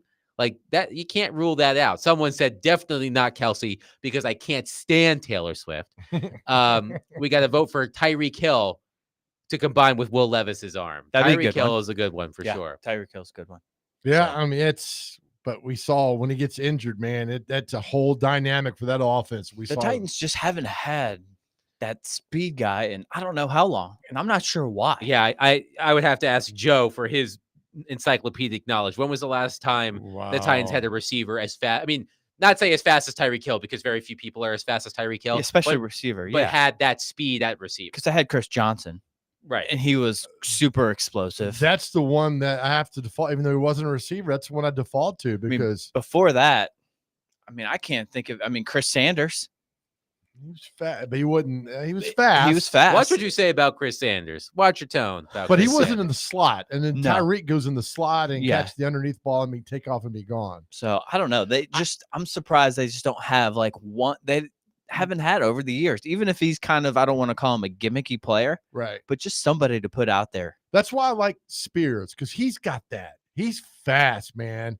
So I think that's a dynamic for this football team to be great going forward. But receiver wise, not at all. So no, that's a great point. The Tyreek Hill would be. I've got jokes about that. I'm gonna keep them off the air. I'll wait. I'll tell those later. Okay, we have one vote for George Kittle, who spends a lot of time in the area. So it would be a seamless transition. He's already got a place here. Could use an improvement at tight end. You could also use an improvement at a tight end. Someone says Myles Garrett, TJ Watt. Pass rusher is a good one. Pass rusher is a good one. They certainly need more pass rushers. 615-737-1025. Going off of Joe's question, if you could steal an active NFL player from another team, non-quarterback, so quarterbacks are not a choice, non-quarterback, and put them on the Titans, who would it be? Text us, call us 615-737-1025. Adam Vingan, Joe Dubin in for Jared on ESPN 1025, 1063 The Game.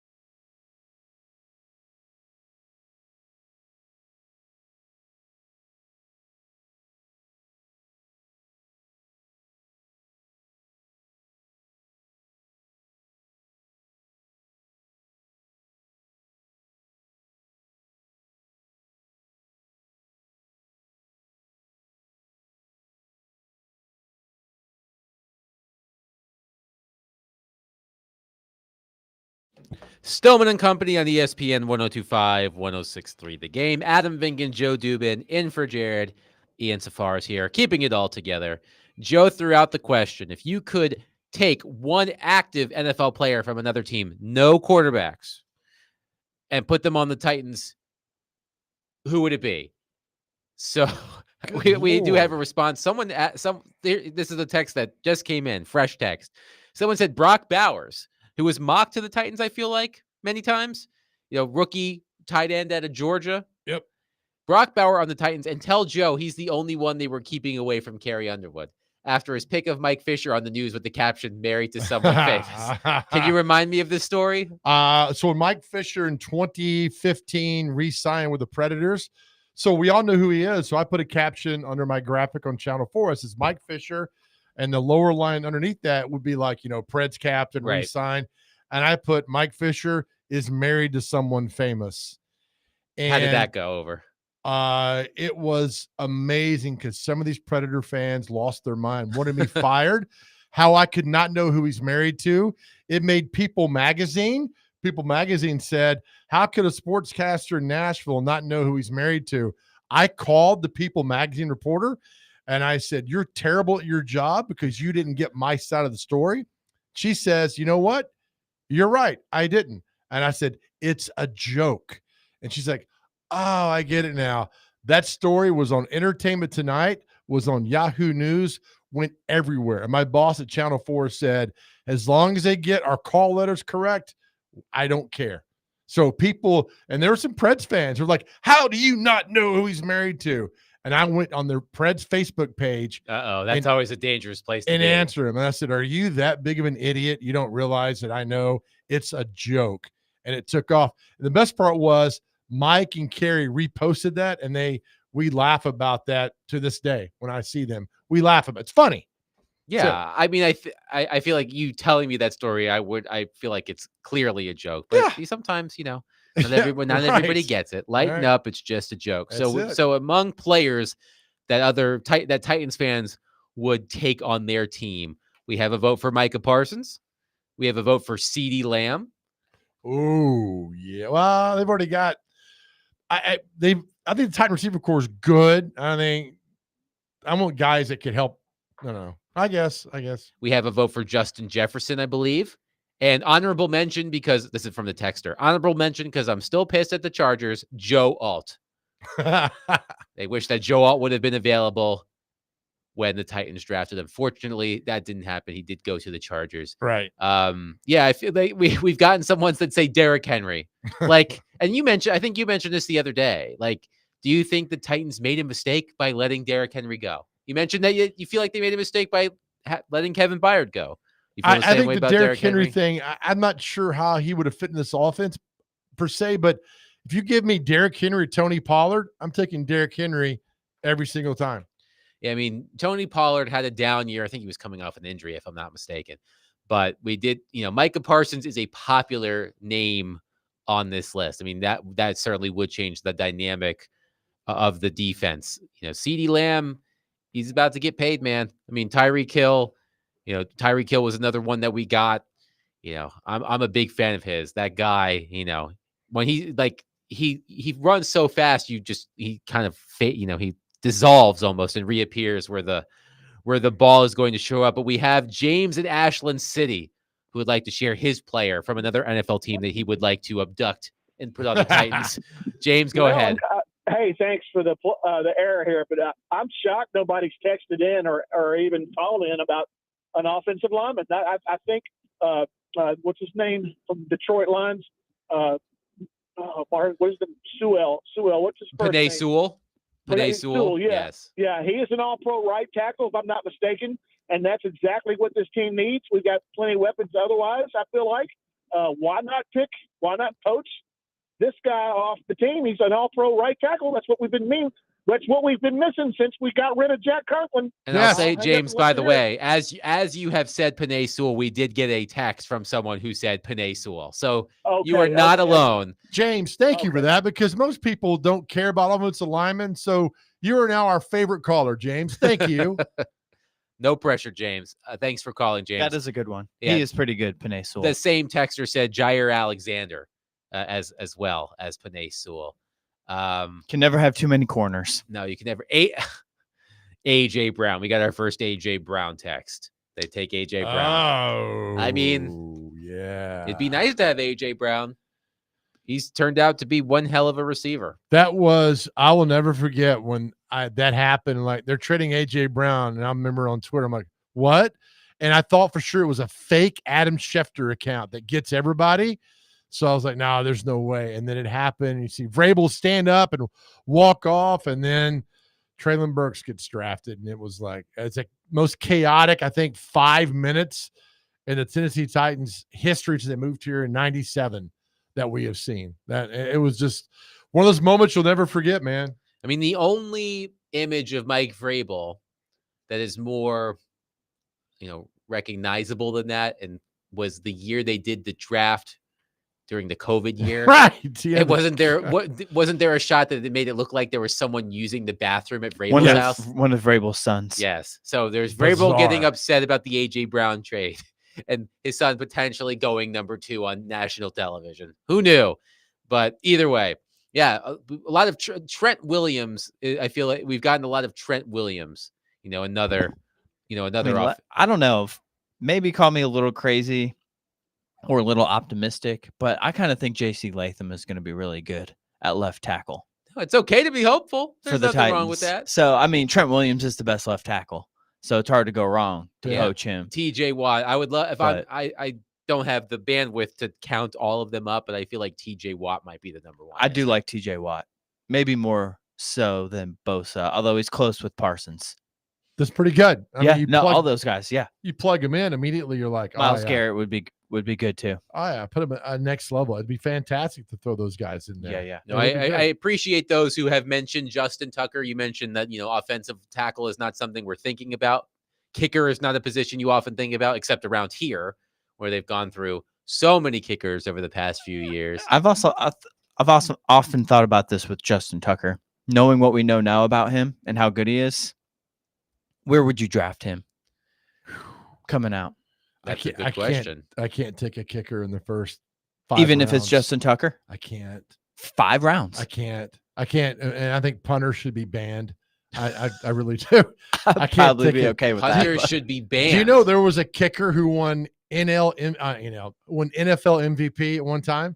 Mark Mosley for the Redskins in 1982 was can you imagine? He was a National Football League MVP as a kicker. And he was straight head, like super toe, straight head, that kind of kicker.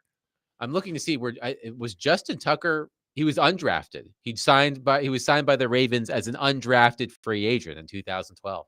Was he out of Texas? Where did he go? Texas? He went to Texas. Okay. So went from. I like that. You're undrafted. Get a kick. Don't waste a pick. Didn't the Jags waste a pick on a punter in the 3rd or 4th round one time? Just like, why are you doing this? You can find punters on the street, man. It's just with Tucker. He's just been so automatic. He's lights out. So good.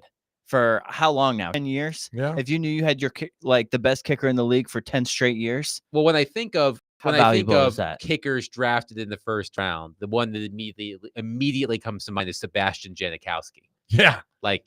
And he had a fine career. No? What was his nickname? Sure. The Polish. What was his nickname?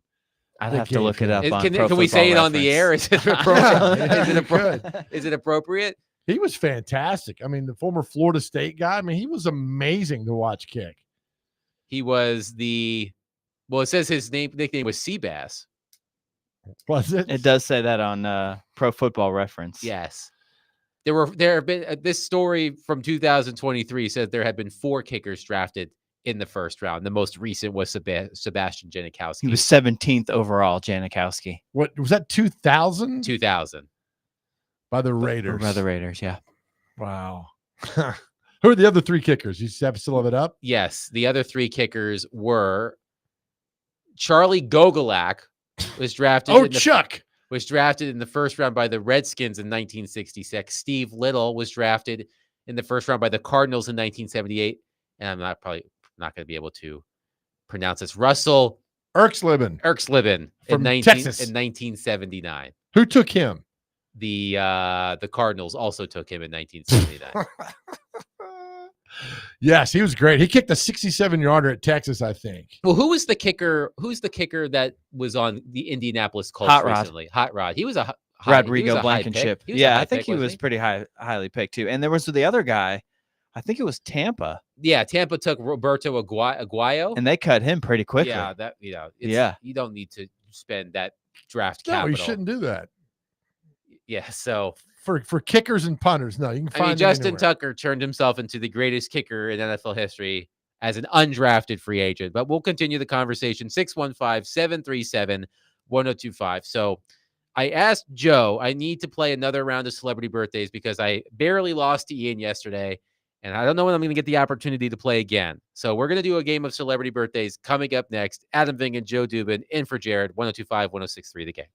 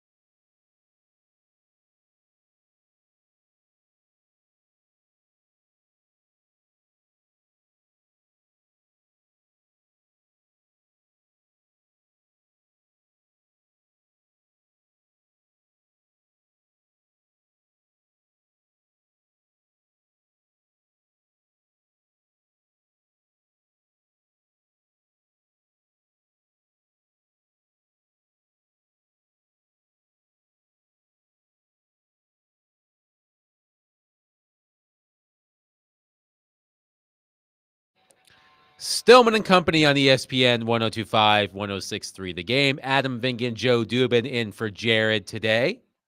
Joe, you will return to your normal home at 9 a.m. tomorrow. That's right. You and Dr. Crane, Dr. Crane, Nick what Frazier. is here tomorrow, Ian? From 2 to 6, we Yep. have the Titans training camp special right. So with Jared. with Jared on vacation.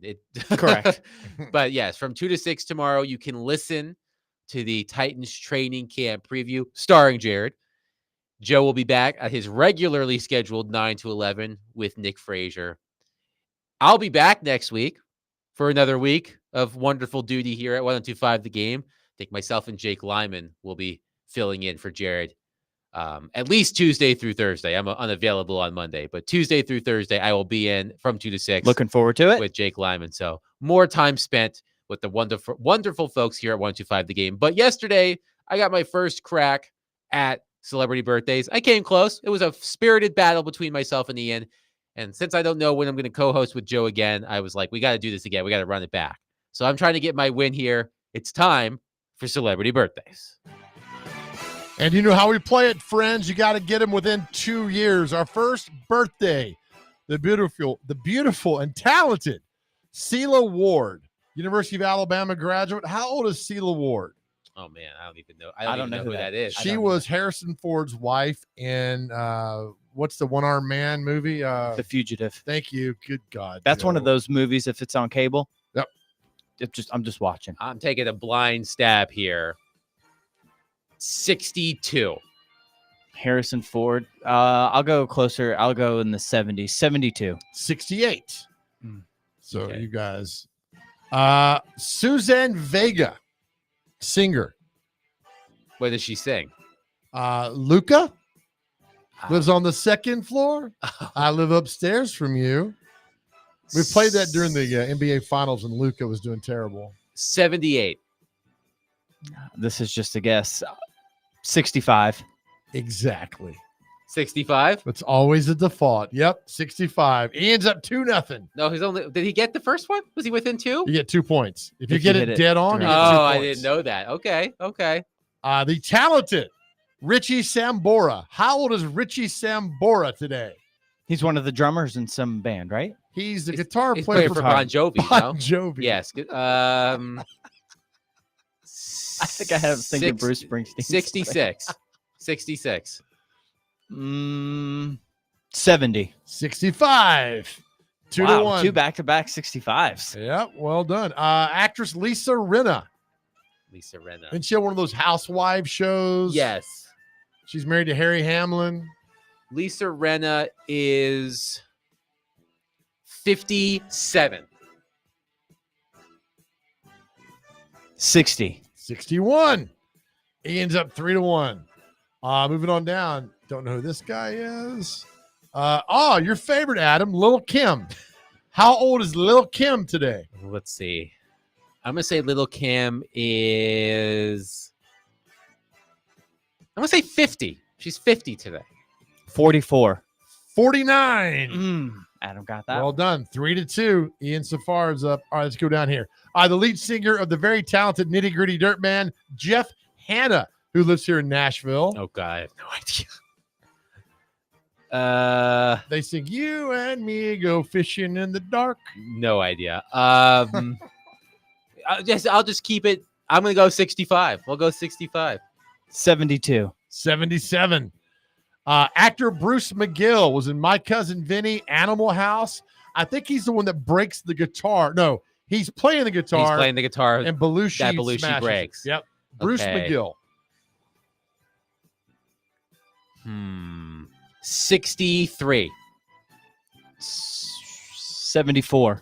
74 exactly. Oh, my God. Ian, 2 right on the dose. 5 to 2. We're not done, though. And wildlife expert Jeff Corwin.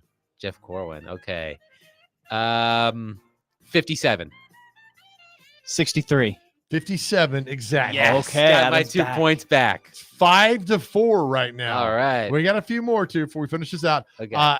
Rapper Lil Zane. We had Lil Kim, then we got Lil Zane. 39. 34. 43. Bass player Scott Schreiner of Weezer. How old is the bass player of Weezer? Okay. I'm going to say 48.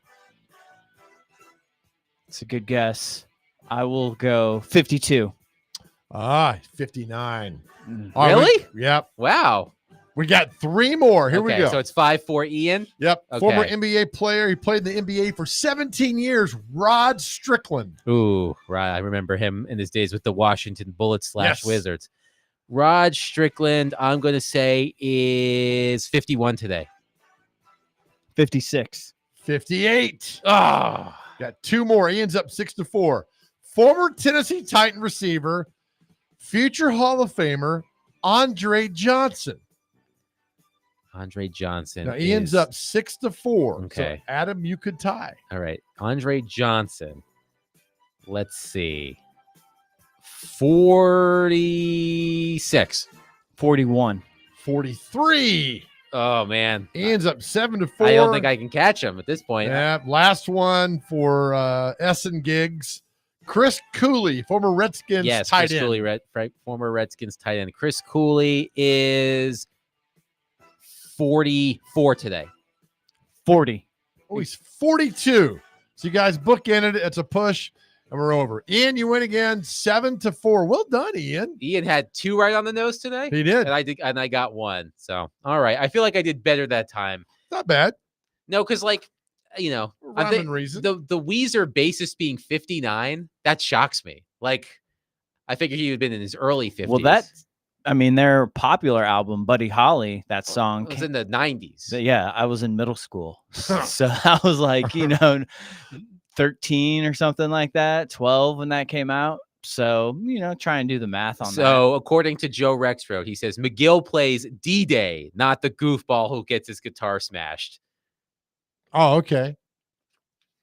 But he's there, right? Rexroad is upset. But McGill's somehow in there. Rexroad keeps getting mad at this game, whether it's Jill and her Beck guess. Right. Well, Jill to be Jelnick fair, this Jill week. guessing that 82, she said? Yes.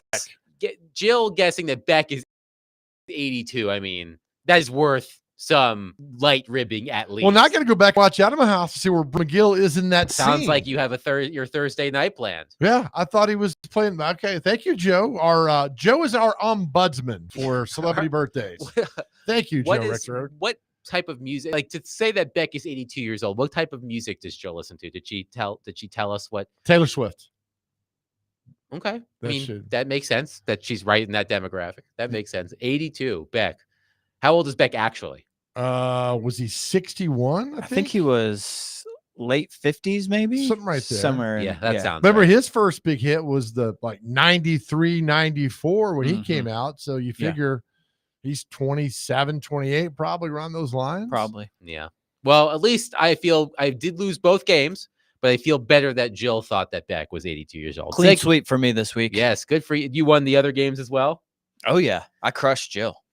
I mean, that's obvious. Rexroad says he might be in the scene, but he would never sing "I gave my love a cherry that had no stone."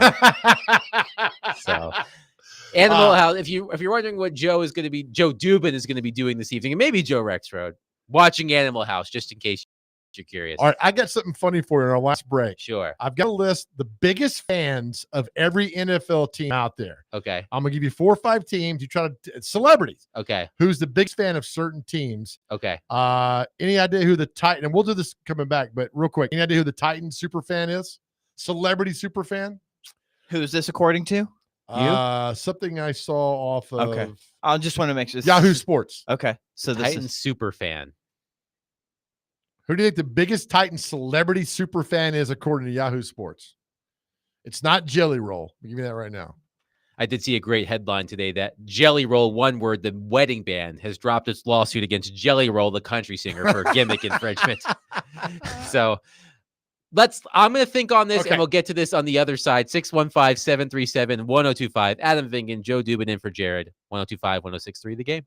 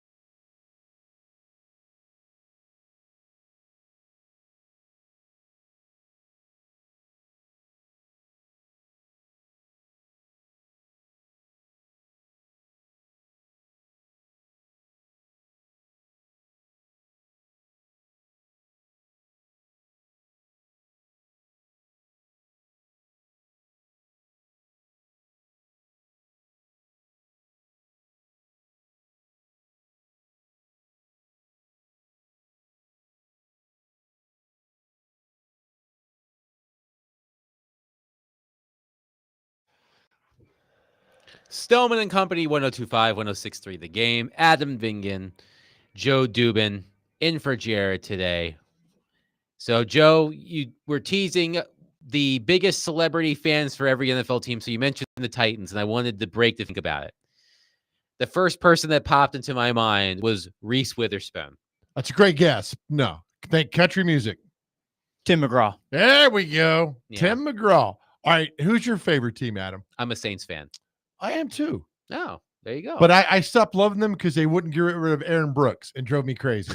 When they finally got rid of Aaron Brooks, they signed Drew Brees and they took off. Yes, that's true. Who's the Saints' biggest fan? That should be easy. Harry Connick Jr. My man, you are correct. This made me laugh one here. The Patriots super fan. Bill Belichick's 18-year-old girlfriend. She's 22. Oh, I'm sorry. So, she is either way. She's legal. That's right.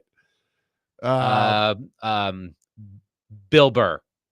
Oh, that's close. Wahlberg. Mark Wahlberg. That's a good one. Bon Jovi.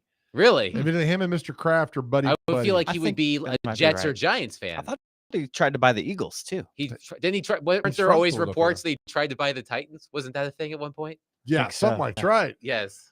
All right, give me a team and I'll tell you real quick. The Eagles. Bradley Cooper. Okay. Did he do that movie? Well, he did Silver Yeah. Linings Playbook. That Yep. was a big part of that movie, if I recall correctly. Do they have one for who could be a fan of the Arizona Cardinals on that team? Blake Shelton. Huh. Okay. I think they had to dig deep. Like, Blake, you ever heard of Arizona? Yeah, Cardinals. All right, you're a super fan. I played there once, I played yeah. their stadium once or twice. Like Chad Michael Murray for the Bills. That guy from One Tree Hill. That's got to be him, right? Yeah. Yes. You think they'd have somebody? Steph Curry. He's a fan of The San Francisco 49ers? No, the sir. Carolina Panthers. 'Cause he's Attaboy. from North Carolina. The Dallas Cowboys super fan.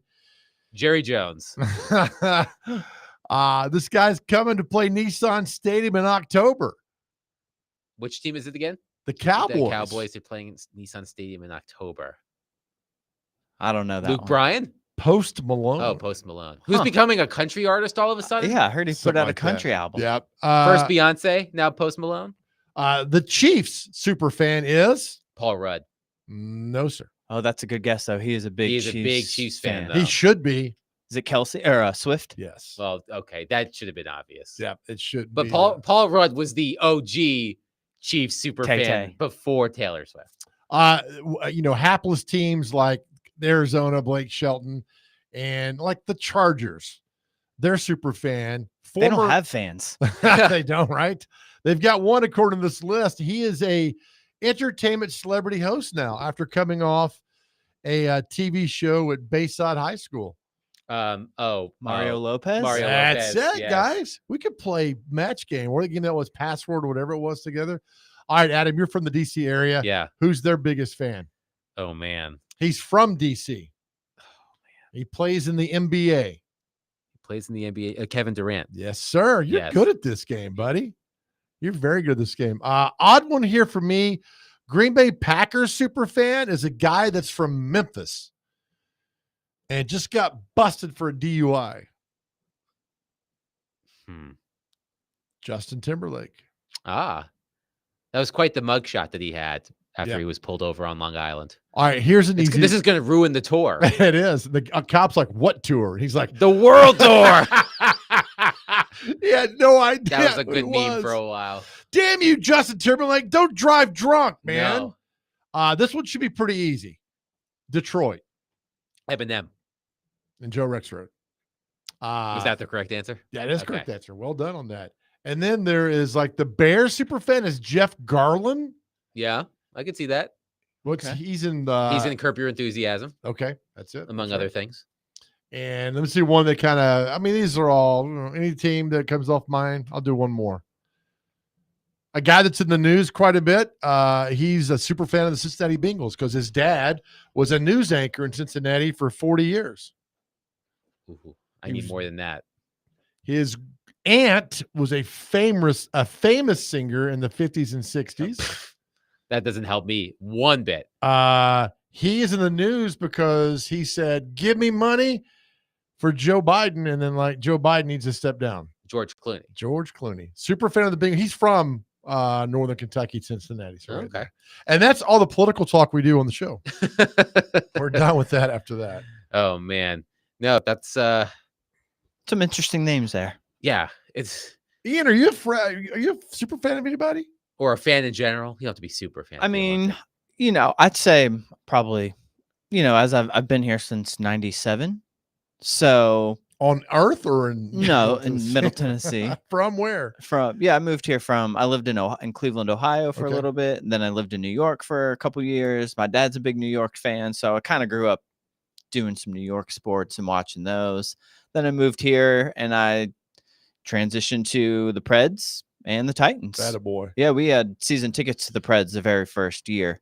So, yeah. Good. The one of the more interesting celebrity sightings I had at the Predators game a couple of seasons ago. The Predators invited Sheamus, WWE superstar Sheamus, who lives in the area, Yeah. and Drew McIntyre, who I do not believe lives in the area, but they were sitting on the glass and you could see them from the press box because these are the largest men in the building because they're jacked. Huge, And just yeah. Sheamus was just smacking the glass. And usually I'm I'm anti smacking the glass guy, but I'm not going to tell Sheamus, hey man, Yeah. you can't do Cut that. it out, You pal. can't do that. All right. So you grew up in DC. How are you a Saints fan? Well, I grew up in Virginia Beach, Virginia. Okay. But I went to school in DC and lived in DC. My sister was a freshman at Tulane University in New Orleans the year that Hurricane Katrina ravaged the area. 05. So yeah, so we obviously developed a connection to the city through that.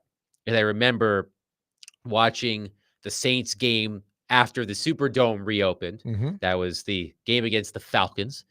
Green Day and U2 performed "The Saints Are Coming" before the game, and that was the Steve Gleason blocked punt. Were you at that game? I was not, but Okay. I remember watching that game Right. and being enthralled by it and how much it meant to the city, and having somewhat of a developing a small connection because of what was going on with my sister. Became a Saints fan, so I've been a Saints fan since Wow. 2005, 2006. I ask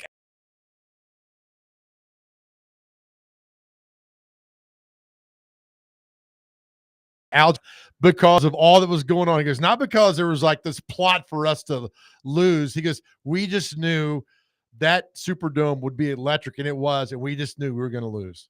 Yeah, that they couldn't have lost that game. It was such a meaningful game. I feel like they played in San Antonio. They did they Baton Rouge a little bit in the interim. Yep. Yeah, no, but it was a big deal. So yeah, I that's when I've been a Saints fan for about 20 years. So yeah, well done. Yeah. Adam, it's been fun, brother. It's been a pleasure to sit in with you for the last 2 days, Joe. Ian, it's always a pleasure. I'll see you next Adam. week. But as I said earlier, Joe, you'll be back at your normal 9 to 11 slot tomorrow with Dr. Crane, Nick Frazier. 8 hours and you haven't tried to kill me yet. So No. fantastic. Hey, No. before Adam signs off, look, we send our message out every show to our guys out there. If you're struggling, need to talk to somebody on your cell phone, you can dial 988. Somebody's always there to talk to you. Please, if you need to talk to somebody, please do that. Reach out to us. Know that we love you. Know that God has you on this earth for a specific purpose that only you can fulfill. And if something happened to you, to be tremendously missed. And know that we tremendously love you guys. Again, 988 on your cell phone if you need to reach out to anyone.